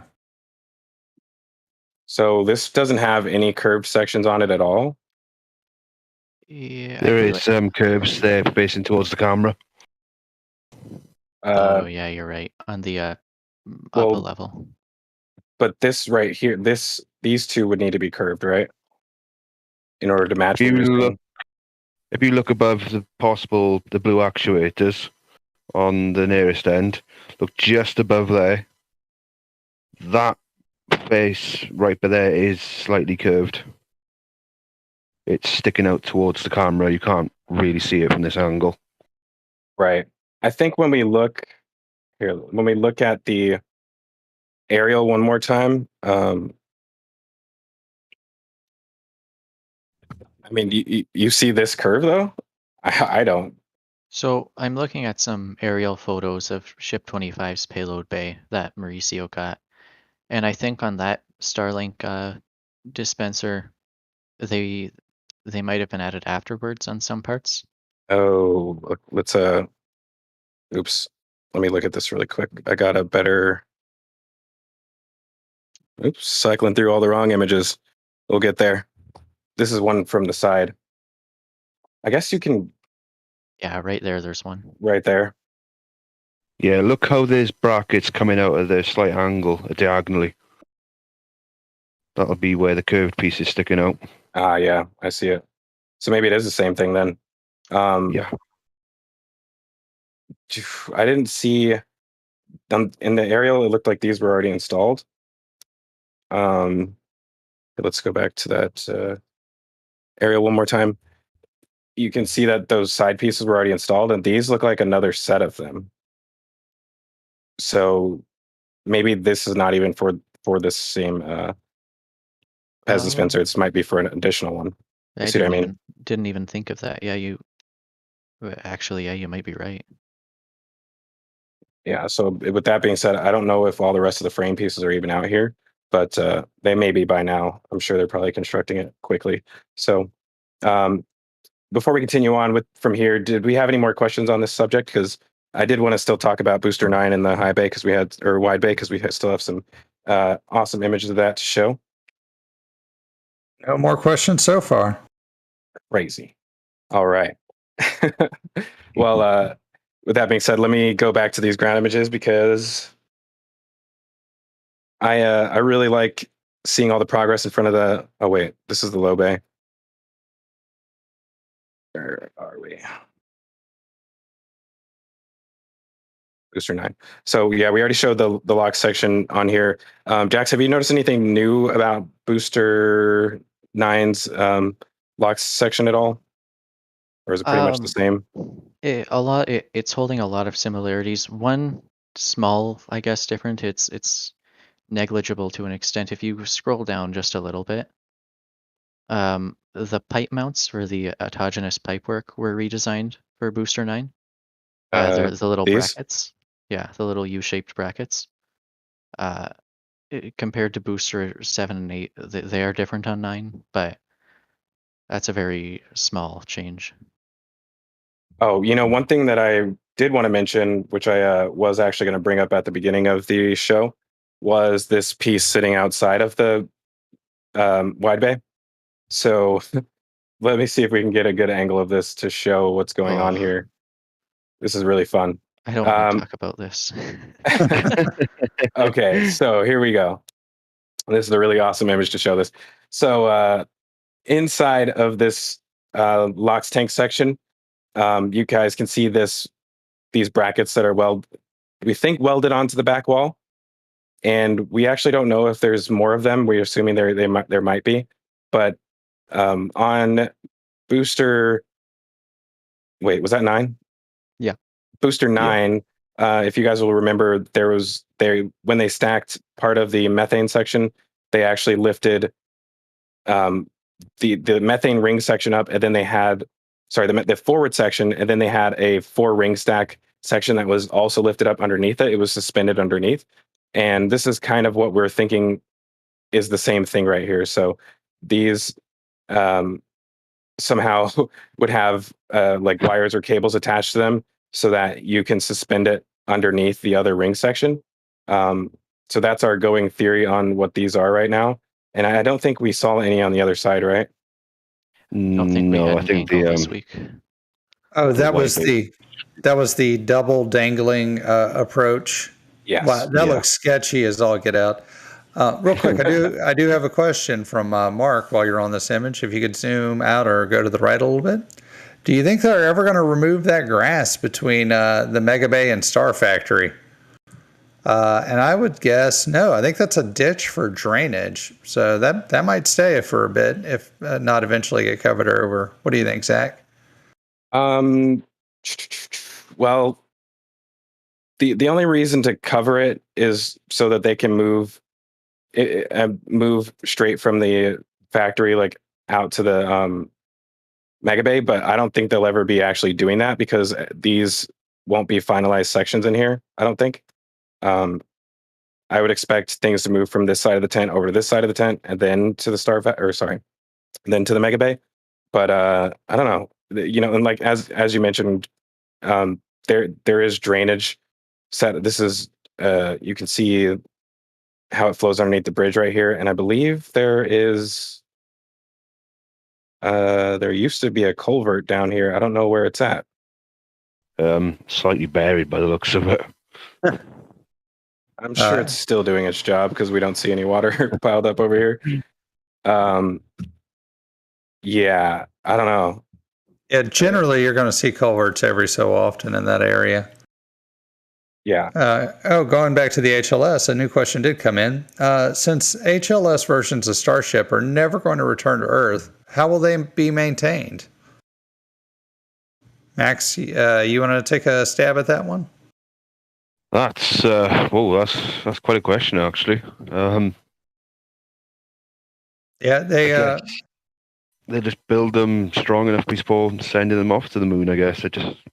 That's stumped me quite a bit, actually. Yeah, my thought is that once it's built, it will be a one-time use vehicle. It will be designed to last that one-time use. It will land on the moon. It will take off. And after that, it won't be maintained. It might just be in orbit. Or it might, and this is what I would do, it might become part of the next gateway, where it's just weld out some of the tanks, and you've got an entire starship's worth of space to put people in, store it, space hotel, whatever you want, air supply, water, et cetera, et cetera. So whatever you can get up to there. So plenty of options. But in all, it's a nice sealed pressure vessel in a helo orbit and around the moon, and you can use it for whatever you like, but not a lot of maintenance to be done except for the life support. And one more question from Michael. Could that be the upper and the one not constructed be the lower sections of the Pez dispenser? I guess going back to the other. I guess they're asking if that's parts of different iterations of the Pez dispenser or different sections. What you see assembled there next to the Ship 27 payload bay, that'll be the bottom of it. And then we reckon possibly the pieces to the right of it may be for another payload Pez dispenser, possibly.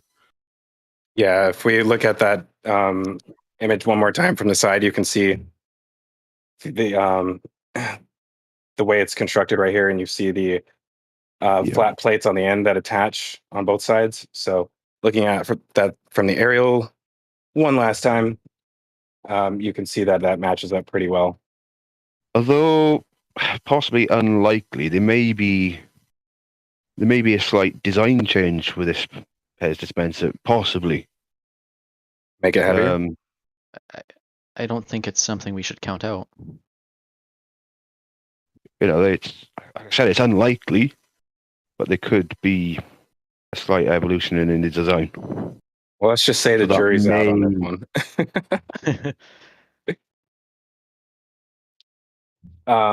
We have the in front of the Mega Bay. There was also, sorry, where am I? Wrong image. Okay. So we also have ship 25. It's so 27. He's trying. He yeah, 27. He's not a ring watcher, he's stage hero. Yeah, and then thank you guys for being here to fill in the gaps where I am lacking when it comes to the actual ship information. So hopefully everybody in the chat appreciates that as well. And if you do, make sure you guys hit us with that thumbs up if you haven't already. We appreciate all of you being here with us. And I definitely, like I said, appreciate having Max, Q, and Jax here as well, because I do tend to focus on construction related stuff and like stage 0 GSE related items. So it's nice. I know a lot of you in the audience like to hear about the actual vehicles as well too. So yeah, hopefully you guys definitely appreciate having these two on here as well. So we have, you said ship 27 down here. What about this one? Well, this is where it's been a weird week at the production site. So let's start with this aft section. In the event that untiled the sections with TPS attachment pins on ship 26 are being replaced with unpinned sections, there's a possibility that this aft section could be ship 26's. Right now, there's no way for us to know until we see a little bit more stuff happen at the build site, but it is something to consider. Wow. And so we have from the ground side as well too. Let me see. And I think I asked you this before, but I already forgot. What is this right here? Is this the hole for the QD? That'll be for the main flap, or one of the flap hinges. Okay, right. So this is 27's aft section, same one that we were just looking at from the air. And you guys can see to the left of that would be that's the one with a big payload, though. This is the forever, yeah, a long time. And then we have 27's or 20. Well, the thing is that when we're talking about these pin sections possibly being put off to the side, they're not bad sections. There's nothing to suggest that they're bad. So rather than being scrapped, they could be temporarily shelved, let's say.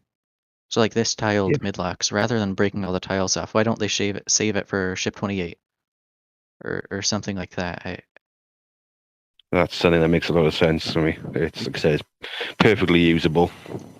Yeah, it's not bad. And one of the things suggesting that this won't be used with ship 26 is, I guess, I don't know if we want to talk about that right now. A ship midlock section moved into the mid bay about a week ago. Yeah. Which I almost don't even know if I want to talk about it. That thing has been messing us up. So is it in there right now? Hold on, let me swap over to that. So on the left side here, that's a ship midlocks, what we had tracked as ship 27 midlocks. I'm gonna mess with this image really quick so I can see if we can brighten it up. So keep talking while I edit this in the background. Yeah, so that's what we had tracked as ship 27 midlocks. It's hard to say why this is in the mid bay because really all section stacking now happens in high bay or wide bay, where they have the robotic welding stations. Mid bay doesn't have that. If they really wanted ship 26 built quickly, it's not, well, no, there's the possibility that they could hand weld the sections together while the high bay is full to pump this ship out as fast as humanly possible. Yeah, which is something I hate the sound of, going back to hand welding again. I don't think any of us are really fully convinced yet. There's a bit more, like, this is one of the very speculative, don't quote me things. But it's really strange that this is in the mid bay. It breaks all of the new production processes that we see. Yeah. Well, they're good at that. Yeah, I mean, I feel like everything's always changing out here, which is to be expected. But that I think that's one of the reasons why I personally try not to keep up with them as close, because it seems super frustrating. And I mean, just look at how many. Let's look at the. We have the labeled map of everything that's out there right now. We Love these maps. we go through the 5 stages of grief bi-weekly. Yeah, this is insane. So if I zoom in, oh wow. Nice. Yeah, Hey. you think you've got it all nailed down, and the next thing you know, SpaceX just do something completely different. Real quick shout out to the Ring Watchers group. If you're not following them and you're watching this, definitely go to Twitter and give a follow to the Ring Watchers. They do this constantly. They also have a Miro board that's fantastic. Yeah, and if you guys haven't followed Jax or MaxQ on Twitter as well, like both of their Twitter handles are down at the bottom of the window, so you guys can type those in into Twitter and give them a follow. They're definitely becoming more and more active every single week, giving updates, especially things that other people miss. I miss a lot of the stuff when it comes to Starship. So if you guys like the Starship updates instead of just the infrastructure stuff, I would highly recommend giving those two a follow. And give CSI Starbase a follow if you haven't already. He does these like little great deep dives occasionally. I try not to do them as much on Twitter, anymore. Yeah. But every now and then. So back in front of the the ring yard, do we have any other updates out here? Well, there's an aft dome for a booster header tank between 2 ring sections there. Yeah, so that'll be the bottom dome for it. I do have a question, a little bit about Starfactory and the production. So Sharpie asked, is there any evidence of the other tents getting ready to be torn down to make way for the next section of Starfactory? Have we seen any movement on that this week? Great question. This is going to be tough to fully say for sure without comparing to like older images. But if we look on, okay, not there. If we look on this side of the building, this is where I would expect them to start cleaning up and moving stuff out of the way. But this kind of looks the same to me. I don't know. Do you guys think it looks like they've been cleaning up out here at all? Kind Ain't of. it worse? I mean, obviously the big giveaway that something might be happening with these tents soon is the fact that they've been moving all the jigs and all the tooling from at least tent 2 into the Starfactory. So you may start seeing these tents start being pulled down before long. Yeah, I think when you see a trail of equipment rolling out, then we'll be ready. Go ahead, Jax. I was just going to say, we know how they clean things. They do it in a rather suboptimal way. So I'm trying to find images of the other side so I can compare it. But I don't know if I'm gonna be able to show it, so I'll continue on. And actually, no, I just found it. It looks the exact same as it did last week, so I don't think they're cleaning this up yet at all. Yeah, it doesn't look like preparations are underway yet for dismantling these. I noticed the fun thing though It looks like they pulled something fairly large out of Tent 1 recently. If you look at the exit there, look at the floor where they've Oh, yeah. dragged something out of there by the looks of it. I think this is Shadow, that the black SpaceX crane, not the big one, the smaller one. This looks like like he picked something up and carried it over to the Starfactory. You can almost see his tracks going all the way over there. Yeah. Wow. I lost him over here. I don't see him anymore. But yeah, it definitely looks like he moved something pretty heavy out there, which would suggest that they're emptying both tents at the same time. That'll be really exciting to see once they actually start peeling back the top, and then we'll know for sure that they've actually are in that process of deconstructing these tents, well, obviously.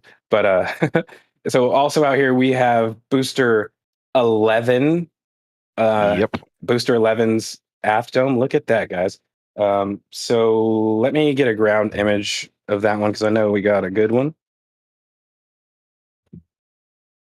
And while you're pulling that up, question from Knowledge is Good. Why did they replace the cladding on the Starfactory? Oh, I'm glad you asked. Let's do that really quick. So if we go over to the Starfactory on the backside, actually, let me show it from the air again as well too. You can see that they have removed the. Okay, that's not what I thought it was.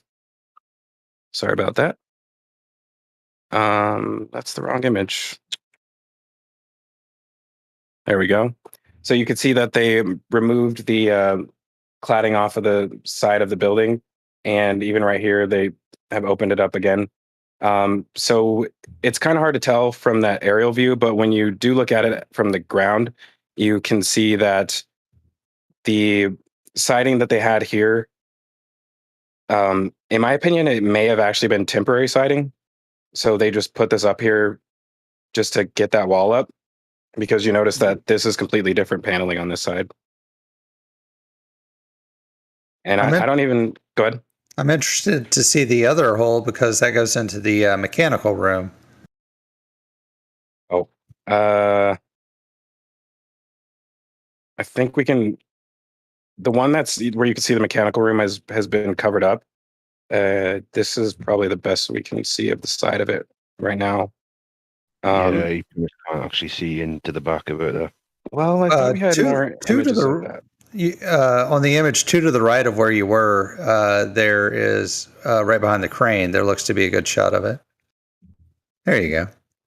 Yeah, so we can see a little bit inside. The most of the stuff from the mechanical room is a little bit over to the further to the right, so we can't really see that. But you can definitely tell that they're super busy in there, working up towards the ceiling, installing all of the mechanical work for the bridge crane and all the other cranes that they have in there, which are quite a bit of them actually. Yeah. But go ahead. Plus, they have all the mechanical, electrical, pneumatic, hydraulic lines, water, fire suppression. They have all sorts of lines up there running around the building. Yeah, plenty of work. And I wanted to touch on Booster 8 really quick before I go into Booster 11, because let's just be we'll go in order. So we have Booster 8 inside of the Mega Bay, as you guys can see here. And actually, now that we're here, oh wow, I never noticed those before. So we have, you can see a walkway that is up here right now. There is another one down here at the Common Dome. And then there's one more down here. So it looks like, and there's more to the left as well, by the looks of it. Yeah, this one goes all the way across. This one goes all the way across already. What is that? Do you think that might be? Oh, that's the platform. That's the corner platform. So you can see the walkway here, and that's weird because this doesn't look like it runs into the actual platform. That may Maybe be there's the stairs that support. go up.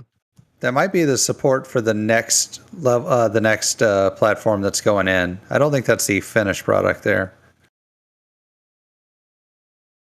You don't think that's the platform? Doesn't look like it. If you look under the platform, the same structure is underneath that. I think that's the mount for the future platform. Oh, I see it now. Yeah, and we're not seeing any real diagonal supports or anything on that. That would be that would help hold up the Right. Look at this. It looks like they mounted it on the wrong level. platform. Well, hey, that might just be the next one. Well, down here we don't see. Oh, we see that that's where they'll be going. there's two more marks. There's marks down here. Every There's a lot of two them marks also. is one more platform. Why are there so many of them? A lot of Interesting. platforms. It's We like there's are going to gonna- be a platform for each ring. Before you move off Wait, of that that's not picture, the. Sorry, I was trying to get it from a different angle. Go ahead. I just wanted to see the top of Booster 8 to see. I was wondering if with 8 they were going to possibly retrofit it to be more like the top of 7.1. If they've learned that they've had problems with the can crusher and Max Q, not the person, but the theory, that they may need to reinforce that particular section of Booster 8. And I see that they have not just yet. So I would keep an eye out on that little section of Ship 8. Yeah, you bring up a good point. We put out a thread on the Ring Watchers Twitter about that yesterday, about what kind of might have happened with 7.1, and I think in the event that something might be wrong with the inner stage, I think they'll wait until 7.1 is done this round of testing before we see any changes on 7, 8, 9, 10, 11, whatever. Right. See if your test was successful, and if it is, apply the fix to all the others. If the test fails, it's no good anyway. So Yeah. try again. If they can't figure this out, that's bad. Yeah. You know, I'm really excited to see whether or not they bring this out for the first time with grid fins and also with engines installed. I feel like there's a small possibility that they may actually bring it out with engines installed.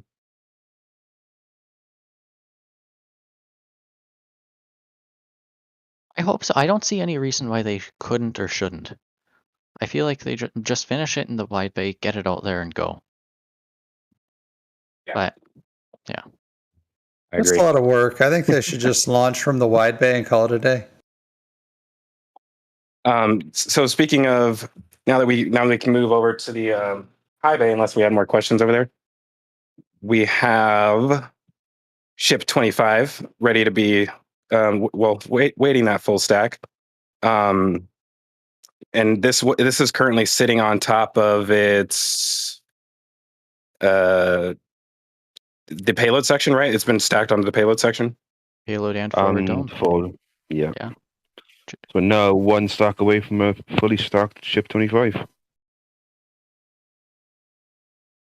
Yeah, we're getting close. And you know, I'm glad because I feel like this should have been fully stacked a while ago because we have Booster 8 fully stacked I don't know, like over a month ago at this point. It's almost 2 months ago, right? Yeah, Booster 8's been around for a while now.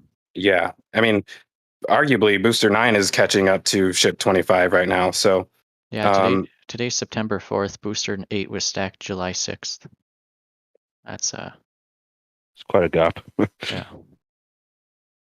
Yeah, and I saw somebody ask in the chat why risk 33 Raptors during cryo testing. That is a good point. And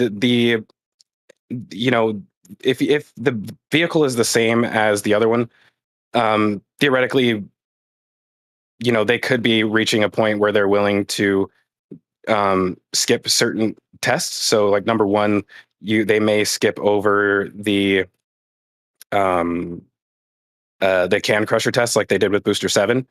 So, Elon's kind of said this in the I believe it was the first Everyday Astronaut tour that they've decided to take out certain steps of the testing procedure, which we have seen, and some of those steps may not have been for the better as far as things that they chose to skip over. But yeah, I mean, it's a possibility, and I'm not saying that that's what's going to happen, that they would bring it out here with engines installed. But I do think it's more likely that ship 25 would come out with engines installed. And the reason that we say that is because if you guys look in front, okay, that's the wrong one. If you look in front of, where is it? Okay, why is that blacked out? Sorry about that, guys. Oh, it's on the front side. So out front of the high bay, you can see that all of the engine covers for ship 25 are sitting out here already. And yeah, you could argue that booster 8s are also sitting outside. But to bring these here right now almost makes me think that they're already installing them. Because on Friday when I went out there, they weren't there anymore. So they must have been already inside the high bay. Really? Let's look at a ground image. Hold on. Let's see if we can see it from the front of the. While I search for this. Yeah, that it's would nice be to see this the view. shielding. Whew. So it would be. It should be right on the ground over here, right? Yeah, that's that on the right, kind of in front of the two stands. That's the little pipe stand looking piece, just to the left a little bit. Oh, yeah, they were right here, right? Yeah. Yeah, so if we look at the, oops. If we look at the aerial view one more time, you can see that they used to be outside and now they are not. So who knows? Yeah. Maybe, like I said, I would not be surprised. I guess I should have said that from the beginning. Ship 25 more so than the booster. It's a lot easier to remove engines from a ship, and there's a lot less of them to worry about getting damaged. So that is definitely a possibility, I would say. But yeah, I can't believe we skipped over that before. Yeah, I missed that. Good catch. Yeah. So was there anything else at the? We haven't even touched the ground fabrication building. And sorry, I'm rushing a little bit because I do want to get over to the launch site because we have a lot of stuff to cover over there as well. Let me. Kind of as a segue between the two, I would love to see some of the images. The ground images. Sorry, the engine images of the vacuum. Of course. Yeah. I'm just seeing a message in the live chat from Mauser, and he reckons that the shielding may have been moved into Tent 1. Wait, what was moved into Tent 1? That engine shielding, possibly. I don't like that ending, so we're gonna pretend you didn't say that. What are we talking about again? Yeah. So continuing on what we were mentioning before we got super distracted, we have Booster 11's thrust dome sitting outside of tent number 3, which is crazy because we now have 5. 10 2. Wait. 7, 8, 9, 11. 3. Yeah. So we seen Booster 12's thrust dome yet? We've seen the puck. Okay. So there are a total of 5 boosters right now under construction or possibly finished as far as Booster 7 goes. But here is that same aft dome from the back, and you guys can see these are really cool. I think these are actually for the vacuum raptors, right? Yeah. Yeah. So these pieces right here attach to. Let me see if I have that. I think it's the inside of the They go dome. on the inside? Yeah. Like in here? Or on the bottom side? Like I'm pretty sure they might be this, and these are capped off right here. Yeah, and I think they go down. Like from there, go down. Right to the dome. Yeah. So if you notice on the ones on that rack, you'll see there's inlets on the sides of them as well. And if you compare that to the view inside the Ship 27 thrust dome, you can see pipework going in through the side. Okay, that makes sense. Yeah, it's really cool to see all this stuff outside. I'm hoping that we continue to see that even as they as they start with the Starfactory, because a lot of that stuff may end up being permanently stored in there. But for now, we still get views of it outside. But is there anything else out here, Jax, that we should touch on before heading over to the launch site? Well, I think it'd be interesting to note that booster rates grid fins, or at least some of them, are over Oh. by ground fab now. What? Good point. I almost forgot that. So let me go back over to the aerial view. You guys can see that booster 8, you said? Booster 8's grid fins have been painted now? Yeah, they look painted at least.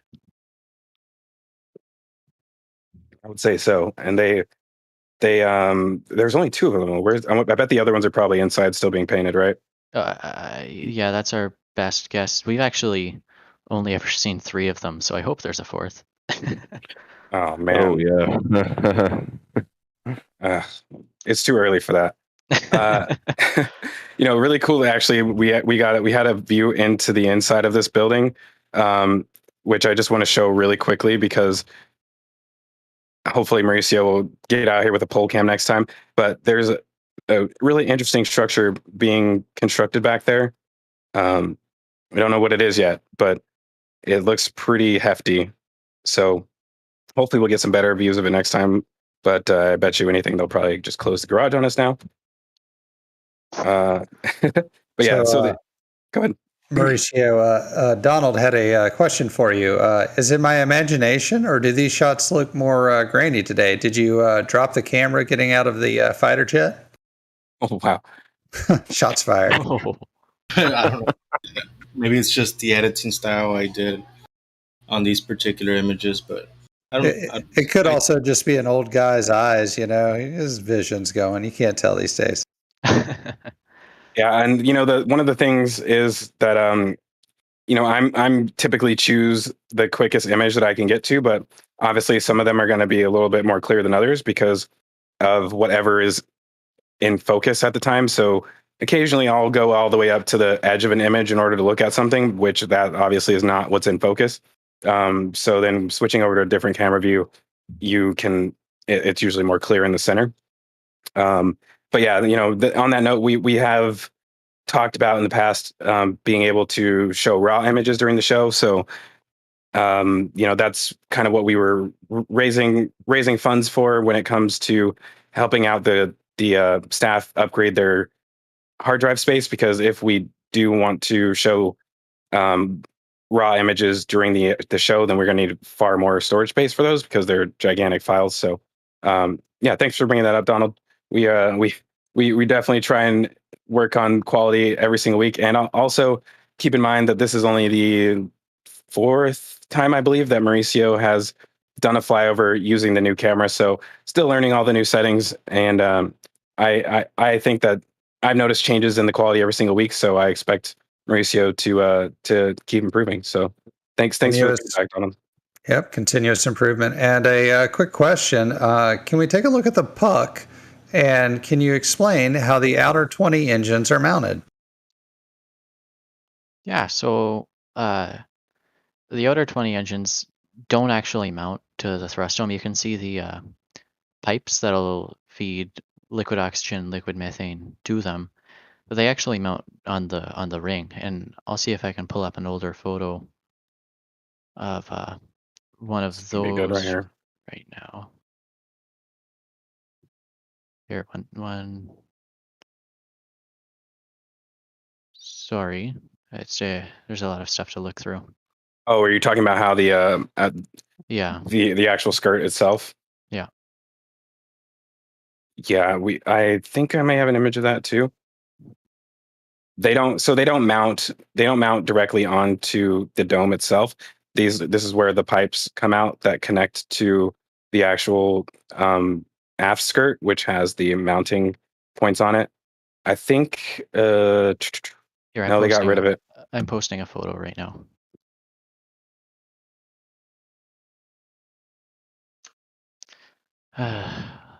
You gotta love Wi-Fi.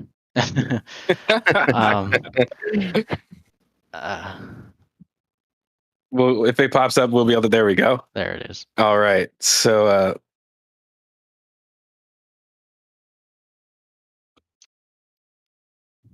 oh, perfect. So this is booster 9's aft section, but it's pretty much the same, and you can see on the actual ring or where the Raptor mounts are, which is it's pretty nice. Yeah, I don't know if we have any other questions or anything.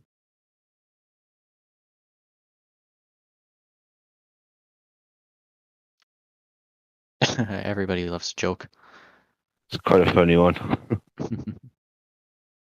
uh, but yeah, these booster aft sections are pretty sharp. It's quite an interesting mounting method. Yeah, I think out of all the the sections of any of the ships and boosters, like this is probably my favorite out of all of them because it's the most complicated. And this is before they even install all of the pipes that go from the little holes that we saw in the previous image to the actual mounting points. So yeah, this is a pretty complex vehicle and very impressive in my opinion. Well, the main piping, I love it because as complicated as it is and as insane of a mess it is, when you look at it and when you actually look at the pipes, it's fantastic. It's so smart. Yeah, I love it. It's understandable and straightforward by the end of the day. Yeah.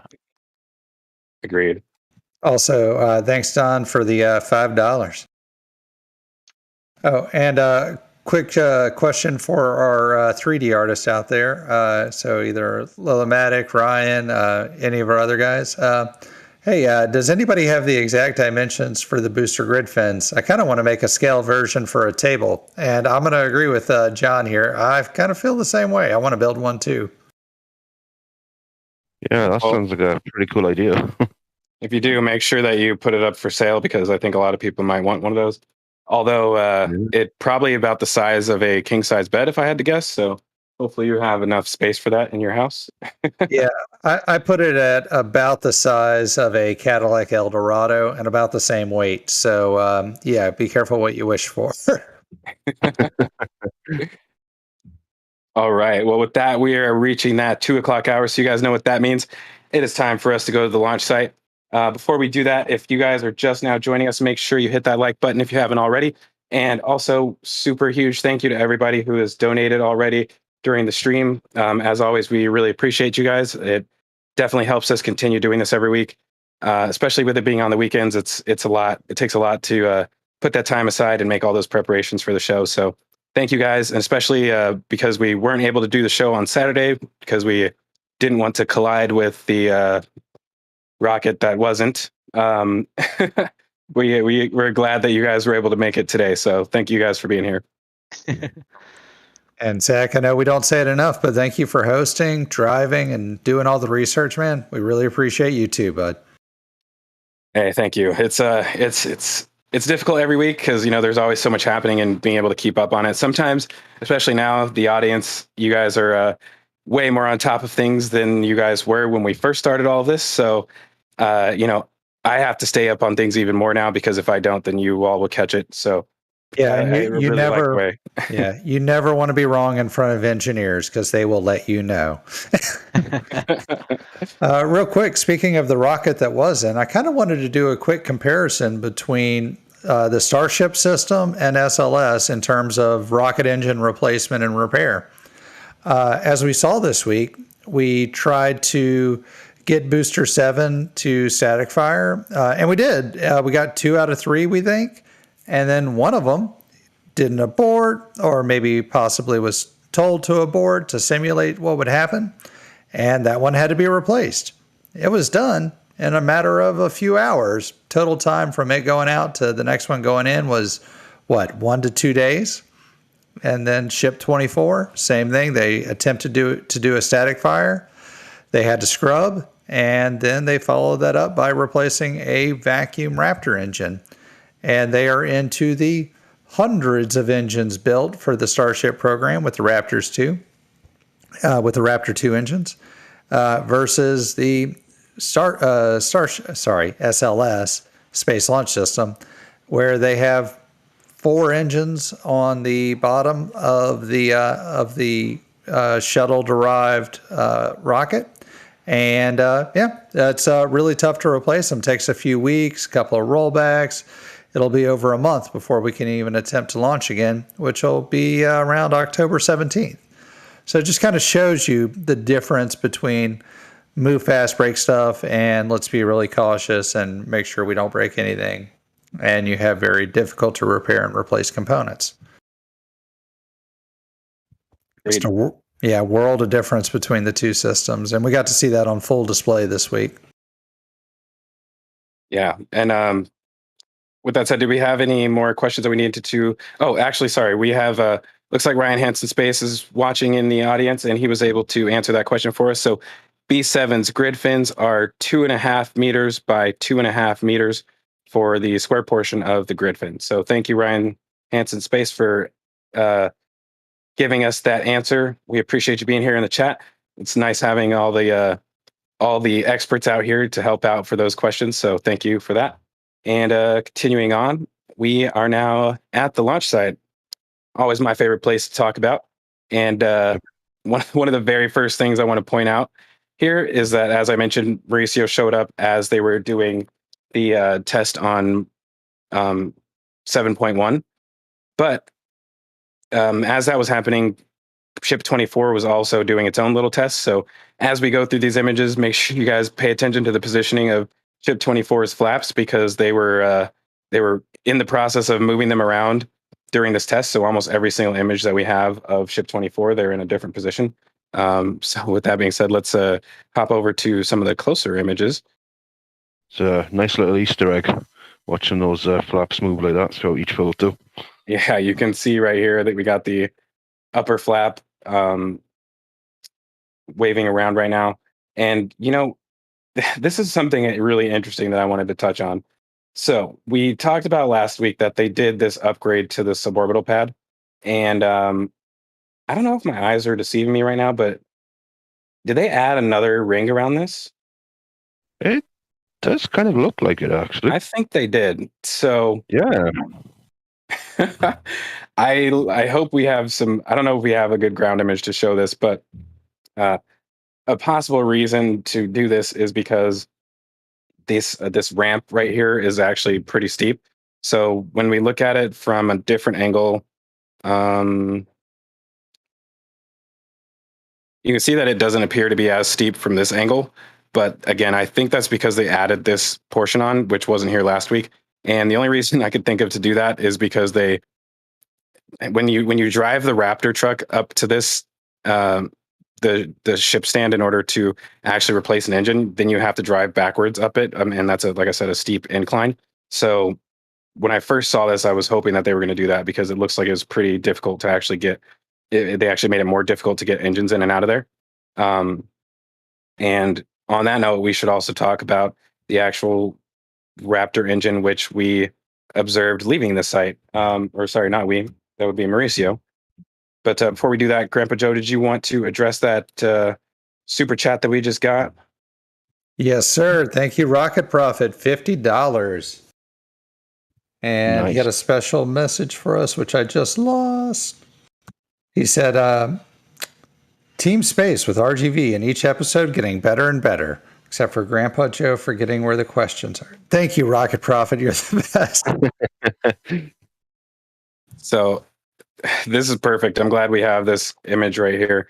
I should have just brought this out when we were talking about it initially. So as I mentioned, you guys can see that, the process of taking an engine out of the Starship down here is not exactly easy. So first things first, I believe they have to bring in the telehandler right here and lower the engine down.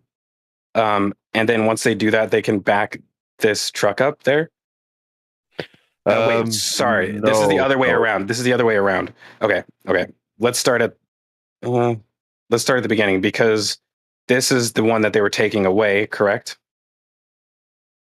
Yeah. And the other image was that the new one?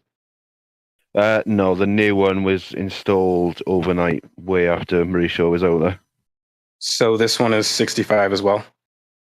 Yeah. Okay. So, did I get that wrong as far as the order on how they lift this up here? Yeah, so what they did after about half an hour of messing around, they backed the truck in with the jig on top of the platform, and then they lifted that jig up towards the base of the RVAC, and then they disconnected the RVAC so it was sitting on top of the jig, and they lowered the platform down as much as they could, and then the telehandler stepped in, lifted the RVAC up slightly and the jig off the platform. Then the truck then drove out from underneath the test stand, and then they lowered the RVAC all the way down and took it out completely out from underneath the stand. It was quite something to watch. I didn't realize I had these images basically in order of how you were describing it. So yeah, you can see the truck has pulled out so they could lower this down. Did they carry it out of here with the telehandler? Yeah. And then they put it onto the, whichever trailer took it back to the build site. Right. And so before you guys can see the second layer of concrete right here. Before this was down here, there was a lot steeper of a slope. And so, like I said, this truck backing into there, I mean, you could see the angle that he's at. It's quite a big tilt. So I'm sure this isn't the most ideal situation for them, but it is what they're currently working with. And one thing that we should talk about with this RVAC engine, when we look at it from a few other views, I mean, love that we have so many views. yeah. One thing I've noticed about this, or I'll just let somebody else comment on it from this view in particular. I mean, this looks a little messy, right? Looks a little dirty. Yeah, it's not the Or it's not burnt. the prettiest. So this rust is. on there. And, yeah. Do you think this is damage from, or not necessarily damage, but it appears to be charred from the static fire, which is interesting considering this one didn't actually fire. So this would be residuals from the other engines firing. Possibly, yeah. Wait, what are you looking at that's dirty? You mean just the casing on it having a little surface rust? This doesn't look like rust. It looks like it's charred to me. This looks like result of direct contact with flames. I mean, you can see where there has been flames if you look at the engine shielding at the top of the nozzle. You can see where there's maybe been a bit of heat in contact with that. Up here? Oh, at the bottom? That ring, yeah. You see it from other angles where it's a little bit charred in places.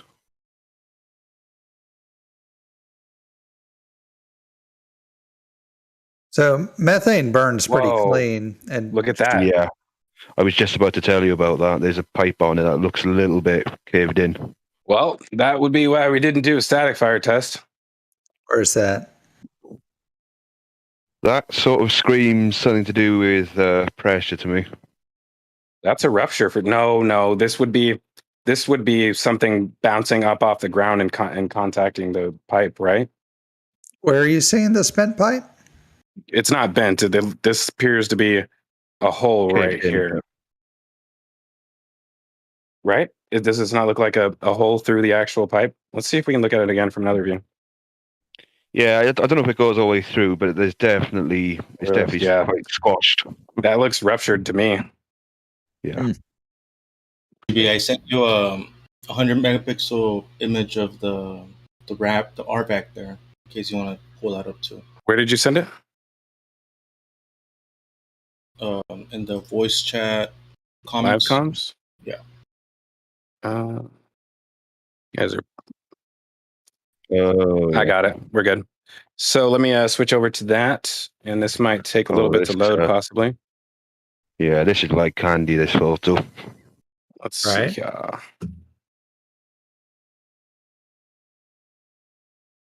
Yeah, that does not look healthy to me, that little bit. Well, gotta love it when we find things live on the show. That is very interesting. Yeah, I actually didn't have a chance to look at these, so that is interesting to see. And also, I think this would be one of the first times where we've seen a Raptor get swapped out and then actually are able to see the damage on it. And I don't know. I mean, this right here looks to me like the actual like There's this some kind of ring stuck on there. cracked. Is that this looks cracked though, right? Like, am I? Look all the way around. You can see it's like some sort of lip or something stuck to the underside. See it just to the left of that pipe as well. Look, it comes down a bit further. Right here. Yeah. Oh yeah, I see it now. Okay, so maybe that isn't damage. It looks, this right here looks like something cut it, where like whatever hit this probably bounced off and hit that as well too. Yeah, that's pretty amazing. And you guys can see that the another cool thing about this is being able to see the actual engine bell of the RVAC up close. So you can tell that if you've ever seen like a heat exchanger, you could tell that that's exactly what this is. A massive heat exchanger. Not a heat exchanger. A radiator, essentially.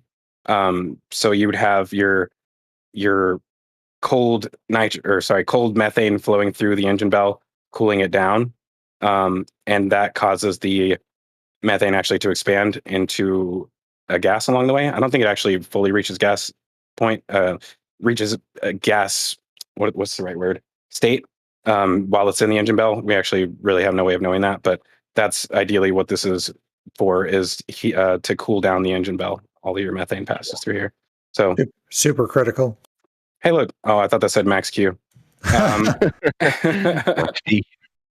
So yeah, that is very interesting. I'm gonna have to dig into that one a little bit closer later. But let's see. Let's go back to more ground images. Or sorry. Before we move on, I wanted to throw out there, you got to talk to Mr. Elon Musk about engine shielding for RUDs and whatnot. You think stuff like this might be some of the reason why they're looking into increasing their protective ability? Yeah, but I don't know what you're going to do to protect this. This is it's interesting for this to get damaged right here. I mean, if it was a projectile, it would have had to come in at an angle because it should have gone straight up into the engine first. And for all we know, if something hit up here, it could have also gone into the engine.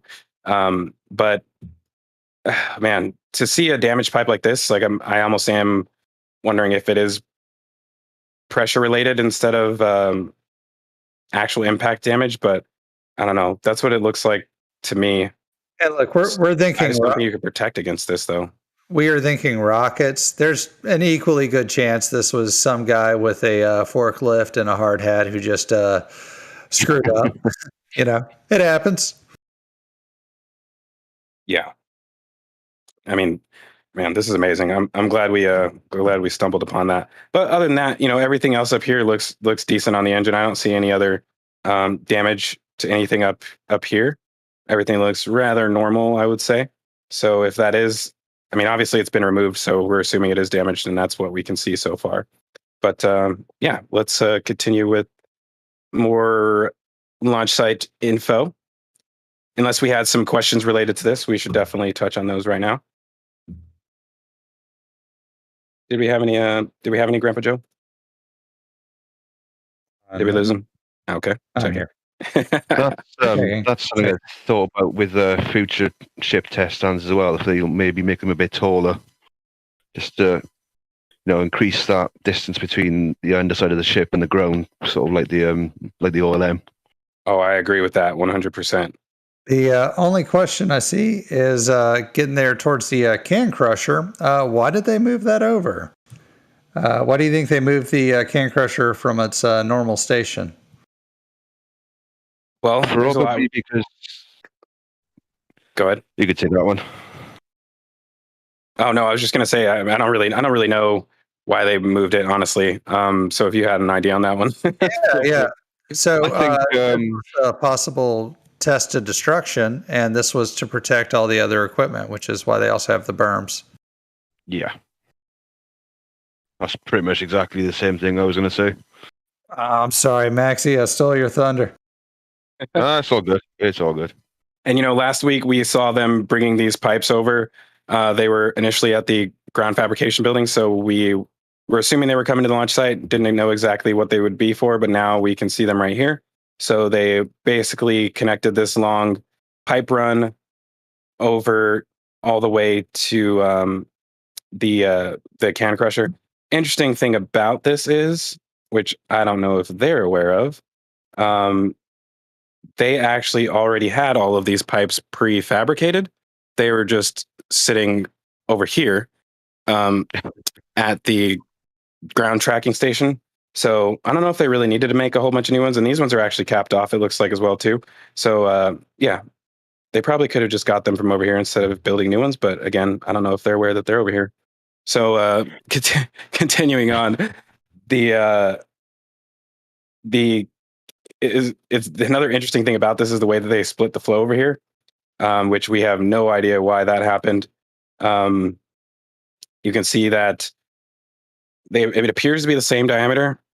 I don't know. Maybe somebody who knows more about plumbing than I do can explain why this would be necessary, but it's a little bit of a mystery to us. But one thing that is also interesting is these two canisters right here. And I think we have some ground images of that, just so we can identify them. Yeah, those would be helium, I think, aren't they? I think so. So let's see. I was just thinking the time when you see the splits there is when you have a filter basket, but I don't know why you would have that on that pipe. I am happy to see they're using the long flexible tubes that are adjustable and transportable, which leads well for other future fueling operations. Yeah, and over here we could see that they had a compressed helium tanker as well as a nitrogen tanker. So not 100% sure what all of those are used for in this situation. But yeah, they're both connected. You can see the hose going down. You're connected to something in here. Jax, is there another... Jax is... Did we lose him? Just... That's fine. Yeah. I don't think there was another... Sorry, there isn't... Was there another tank on top of this? I can't remember. Yeah, there used to be aerial... there isn't for this test, but yeah, there used to be the big expansion tank up top. Okay, and it's not there anymore, so not really sure what they need those for. I mean, we can see them connected right here, and then they go... Yeah, I can't even tell. It almost looks like they're injecting it into the... One of them looks to go into where that black square is, if you look at it carefully. Looks to go into the ground by there. Yeah. Well, that's weird. Yeah, super odd. No idea what these are for, but definitely notable. Like I can't think of anything that they would need that for, honestly. But yeah, if anybody has any ideas, feel free to throw it in the chat. But continuing on, as I mentioned at the beginning of the episode, the groundwork that they've been doing over here, we thought maybe this could be where they're removing some of that dirt from, but I mean, it kind of looks like they're adding dirt here. You can see that they've got this new retaining wall on the backside, and they've begun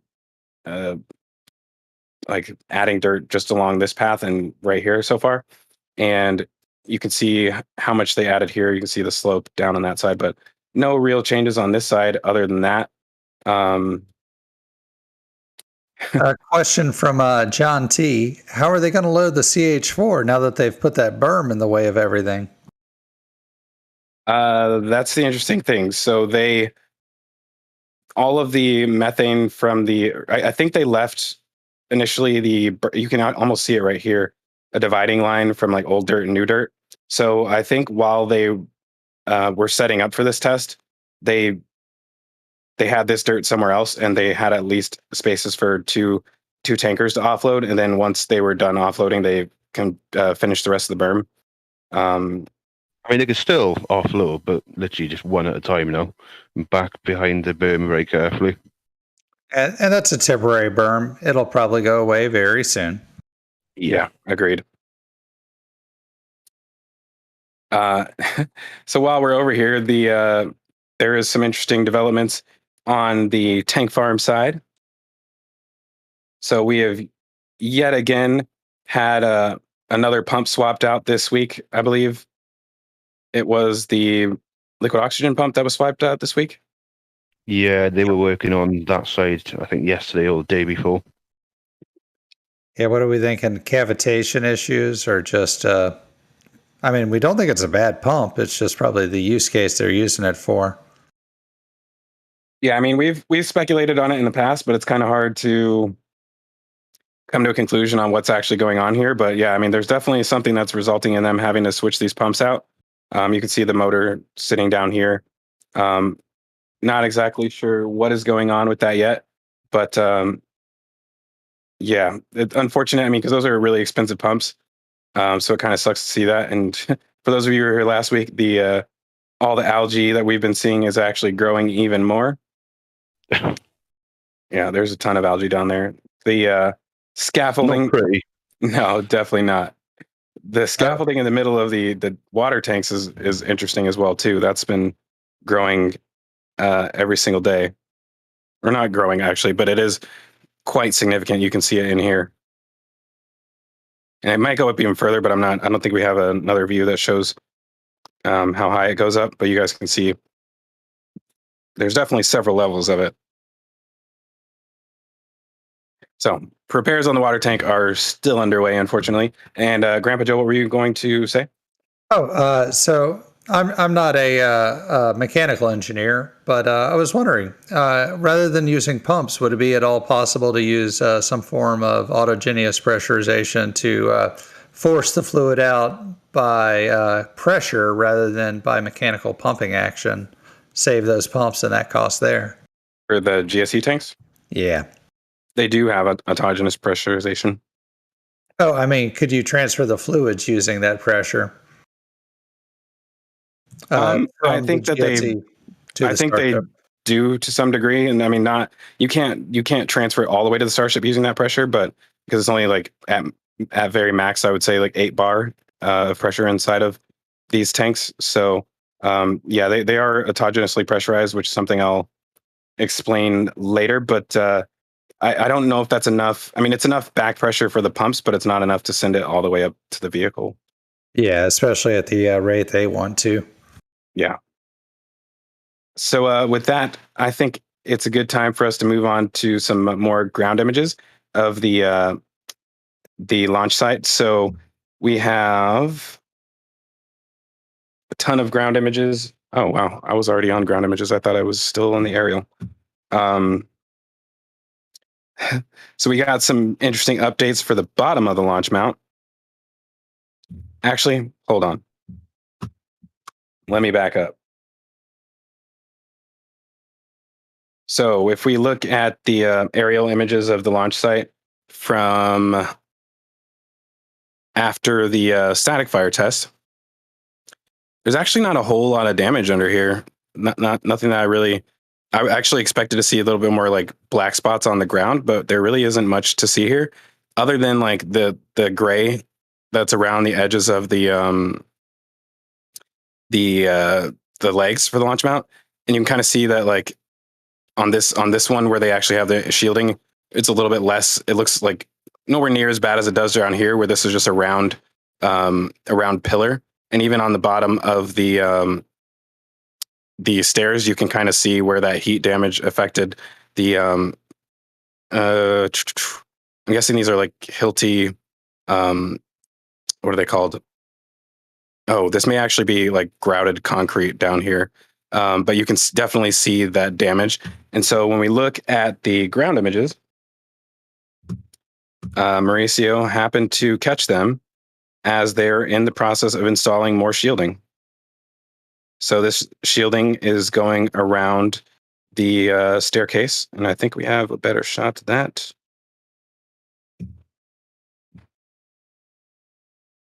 That is not the right one. It does make me laugh though that they're adding this shielding after they've done these static fire tests. Well, Yeah, 33 engines is quite the upgrade from the one engine. Yeah, you can see it down here. There. Oh, okay. No, sorry. They already have the shielding on the inside, right? But they're connecting to it to further extend this. And honestly, I'm expecting them to continue this all the way up. But for now, I wouldn't be surprised if they only do it up to where the level of this one is. So like 1.5 panels.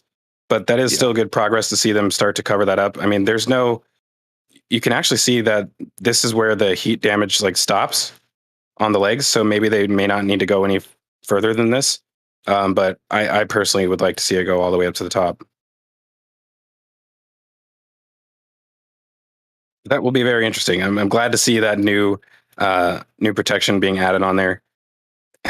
Ditto. And real quick, $2 from Sharpie, as promised. Thanks you, sir. And $25 from Rocket Profit for 600 likes and another awesome episode. Thank you, Rocket Profit. And a question from John D. How cold was the helium compared to the nitrogen that is normally used? So I know liquid helium. How cold was the helium compared to the nitrogen? Liquid helium is negative 400 C, and liquid nitrogen is around 196 C. But I don't necessarily know that the compressed helium that's on site is liquid, so it might be warmer. Don't know. What do you think, Zach?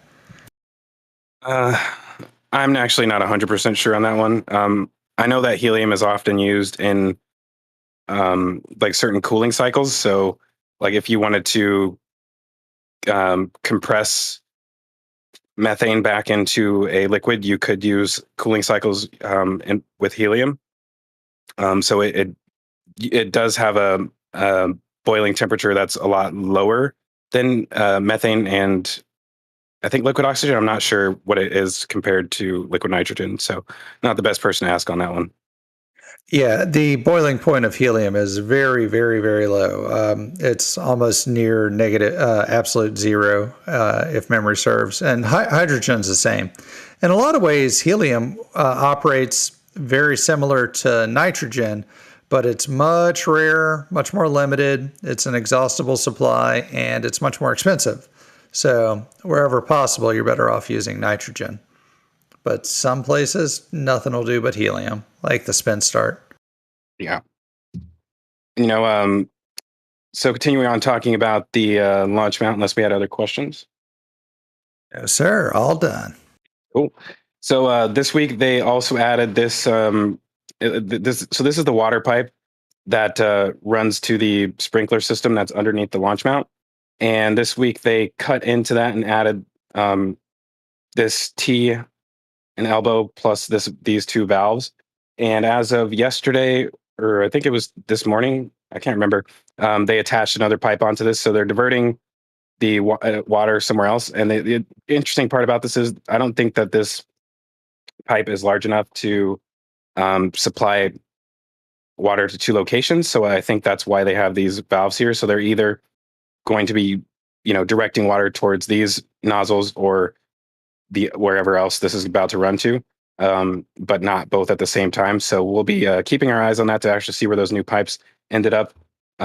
Unfortunately, Rover 1 cam moved back to the build site this week, so we are not able to see what that looks like currently, but we definitely have even more pipes being added onto the launch mount. And on that note, the Raptor chill vents are now all fully attached to the, I guess you can call it like the exhaust manifold, essentially. So you can see where they're all connected down here. Wow. So yeah, that's all going out to the new offsite pit. Yeah. And we've reevaluated how many of them that we think there are, but I will save that for later. Sure. Oh, and we've got about 25 minutes left, and definitely want to hit up the tower a little, see if there's been any changes there. Oh, that's me asking. I don't know anything. Well, where's a good shot of it? Oh yeah, have we seen any action on the chopsticks with the the hydraulic actuators and the catching arms. We can start at the chopsticks. So, not too many updates over here. They have, we are expecting to add additional padding, or these bumpers essentially for the booster. And you can see that they've actually, it appears, shaved off even more of the paint right here. So, we don't know if they're going to put them all the way along the length, but it looks like they're at least about to mount one right here. I wouldn't think so. I would think they only need 1 or 2 in the center. Maybe 3 or 4. Yeah, true. I mean, they started shaving off these. I don't even know what these are, just so they can weld something onto here. And I don't know if it actually attaches up there. It kind of looks very like it's very close to that spot. So I don't know. In my opinion, it almost looks like they're going to add them all the way down. Yeah. Yeah, there's not really much change to the chopsticks recently, actually. Yeah, it seems like they are diverting their attention to other things currently, which is to be expected. We're getting close to that first orbital launch, hopefully soon. And to answer your other question, Grandpa Joe, as far as other changes to the tower, where are we? I need an image that shows a little bit higher up. I don't know if this one's good enough for that. No. These and if you guys haven't downloaded this photo gallery yet, I believe there are 300 and just let me double check right here. 288 ground pictures, and then I believe 147 aerials. I could be wrong on that one. What the heck? I know I had 188. So if you guys want to look through these, if I've skipped over anything that you would like to see yourself, you can download that image gallery. Oh, here we go. There. All right. So this part right here is right above where the ship QD is. And if you guys remember last week where the chopsticks ran into the scaffolding is set up on the side of the tower. And the reason for that is because they're adding these brackets onto here. No idea why, but you can see that they're all over the place now. The one theory I saw about these new brackets is possibly to stop the framework, the joints from moving too much. Possibly. I just don't understand how this would help with that. I mean, because you can see that they're welded on one side, but they're not welded onto the actual beam itself. And then there's a bolt going through them, which doesn't really connect to anything. It's just a bolt that connects to the actual plate. So I have a feeling something else is going to get mounted to this at some point. But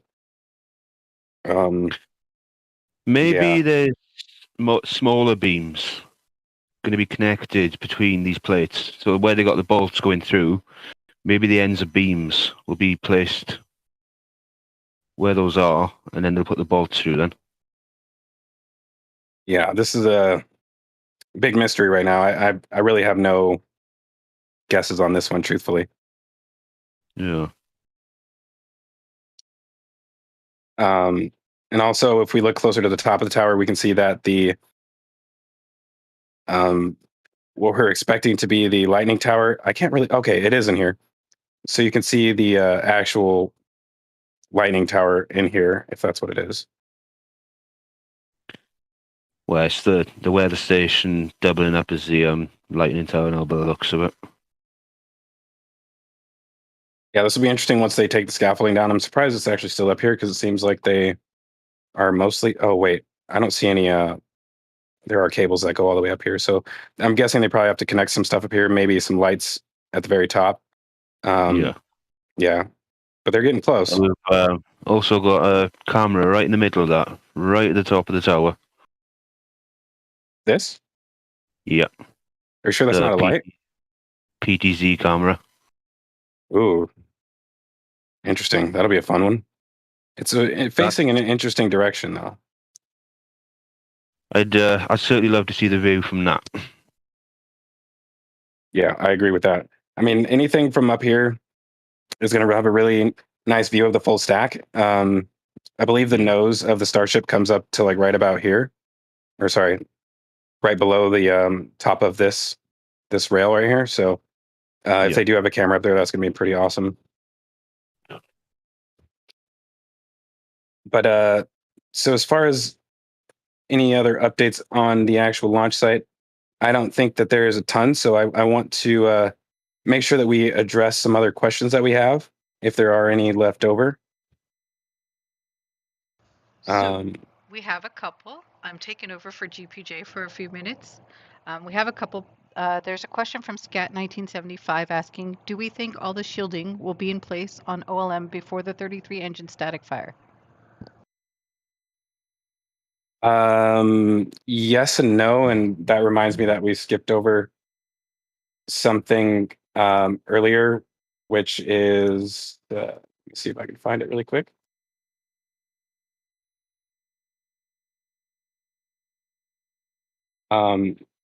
So in the back of the,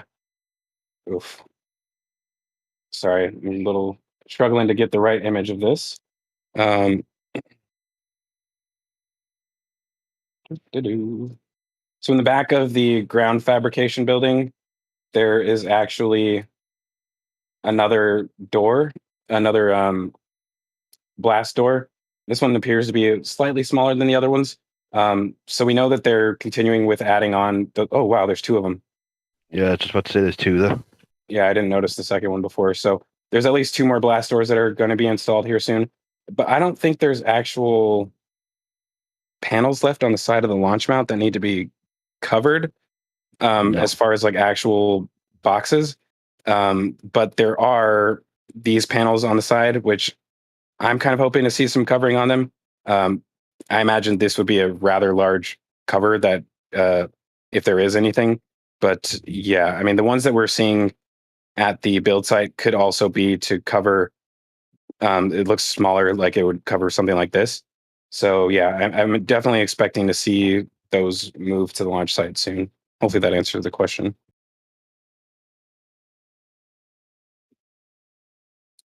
Was there another one, Indy? There are, but GPJ has returned, so I thought I'd hand him back his baton for now. But I don't know if you saw about the two small boxes that also need to be covered in that other image. Oh yeah, we do have the small cabinet right here. I think that's a little bit too small for the ones that we're seeing. I mean, because when I look at that picture, it looks like it's about maybe it is small enough. I don't know. They don't look square. Like these are square panels.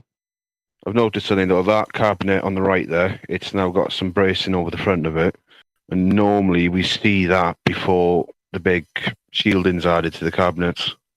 Yeah, good point. And also, they've added even more bracing to the side of this one, which is really interesting. That's like some super heavy duty bracing, which doesn't exist on the other ones. So I'm almost wondering if this is the start of, an additional cover that will go over these. Like I'd say that might be the case. Yeah. So speaking of covers, Enio asks, have you noticed any parts that might be linked to an optical facelift of the tower, or do you think they'll wait till they have all of the launches and landings dialed in? Do you think we're going to see tower cladding? I have not seen any indication of the parts. I think it's a great idea and they should do it, but nothing yet indicates it. Maybe that'll be a Q1 project. My take on that is they might not have that in place for the first launch, but they likely will have in the future. I just would have thought we'd seen at least some kind of preparation by now to add that cladding with the first launch. Yeah, but I'm not seeing anything. They may go by the principle of let's set a fire and see what it burns, and then we'll cover that. Yeah, pretty much. Yeah. Oh, so real quick, thank you, Rocket, for a $9.99 donation. We appreciate you there. And did you get to Don's question about hydrogen? Is hydrogen a smaller molecule than methane? And the answer is yes, much, much smaller. It's one of the smallest particles out there. Yeah, you should ask NASA. They'll tell you all about it. Right. And Shout out real quick to our viewers, 750 viewers. I think that might be the largest number we've had at once. Thank you guys for coming along to listen to us talk about rockets.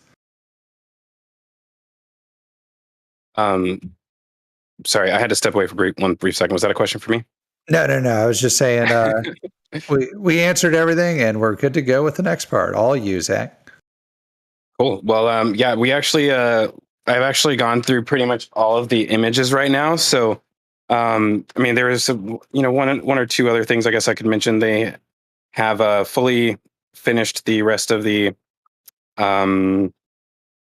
installation on the liquid oxygen kettle boilers. So we should see more on the other side for the liquid methane side once they. I feel like they're still doing additions on that side though, so maybe it might take a little while longer to see that. But yeah, this is just a small increase of efficiency for the cooling system over here. But yeah, like I said, I believe we've pretty much gone through everything. Which if we don't have any more questions for today, I don't want to just stretch the episode out for no reason. So if you guys have any last minute questions, make sure to get them in. They're in, actually. We have a few. Yeah. I'm not seeing them. Go ahead, Andy. Oh, okay. So there's one from Too Legit to Quit 3D. He asks, have you seen anything new done to the water deluge system on the OLM and OTF? Yeah, we actually just covered that, where on the OLM, they've added a T and a couple of valves to divert somewhere else. We just don't know where else yet. Lyric Bread asks, could the mystery brackets that were welded to the tower be for future cladding? I mean, it seems like they already have all of the stuff they need for cladding on the tower. I mean, they have all of the brackets that are on the side right here, which is where the cladding would attach to. So I don't know. I don't think that's what it's for, but it's not impossible. Fair enough.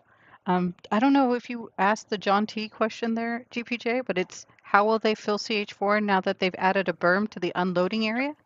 Yeah, we got that one. We're good. Yeah, we Okay, are. perfect. And then Rob Shaw asks, no chopstick images? I think we covered the chopsticks. So they haven't really done much over the last week. They have added the. Sorry, see if I can find a better image from the front. Still looks like they still got the same amount of hoses being used at the base of the piston there. Yeah, I mean they have they're still missing some of the shock absorbers, so they still got a ways to go. And matter of fact, I don't even see the brackets for them mounted up there yet. Maybe they are up there. It's hard to tell from this image. But They seem to just have the bare minimum at the moment. Yeah. Yeah. Coolio. Well, then I just want to call out a few more people that have made donations. Rocket Profit with his $10 donation on the $10 train rolling. Jim Cavett with another $10 donation. He says, I'm in. And Yazada says, okay, I'm in, and also donates $10. And that, my friends, are the end of the questions and donations so far. All right. Well, if we don't have anything else, then we may wrap up just a little bit here early. And again, I want to thank everybody for coming here on a Sunday. This is actually, I want to say, a record for us for how many viewers we've had live on the show. I did see at least 750 of you in here. So like I said, that is a record for us for the actual live show. So thank you to everybody who came today, who is a new viewer for us. With that being said, Mauricio, is that poll still going for the, I don't know what the results ended up being for if people would rather, how you guys like Sunday versus Saturday shows. It fell on Saturday. Oh, sorry. It ended up being that the results said that they would prefer Saturday. So Saturday was definitely the winner for that poll. I blame Mauser. Cool. Cool. Well, yeah. Well, that's all for me. Thank you guys for being here. I will, and thank you to Jax, who looks like he signed off for us. But thank you to Jax for being here. Thank you for Max Q, both of you for helping out with all the Starship information. And thank you to Indy for all the stuff in the background, and Mauricio for all of the amazing images every single week. And that's all for me. So we will see you guys next week. And I'll pass it off to Indian Star. Oh, sorry. And thank you to you too as well. I just want to say bye. Thank you guys for coming. We'll see you next week. All you, Max Q. It's been a pleasure to help out with the streams again. Always fun to do this. And I hope to see you all again for the next stream. With that. Yeah, so thanks everybody for joining us today. I just got another PayPal donation from Wes, and he says I'm on board. Thank you for that. And one last thank you to everybody that donated for the St. Jude's last week, and we do plan on doing it in the future. I do also want to acknowledge the anonymous donors. I know at one point there was one that made a generous donation for $1,000. Thank you for those big donations as well. And yeah, we'll definitely on board for doing the fundraiser again down the road. I don't know how y'all feel about that, but I think we should be good for that. And thank you for watching. I'll pass this along to Jax. GPJ. Hey guys, thanks for having me yet again as we live and learn. And with that, looks like we got a good launch. Main engine cutoff, stage separation confirmed. Love you, bye.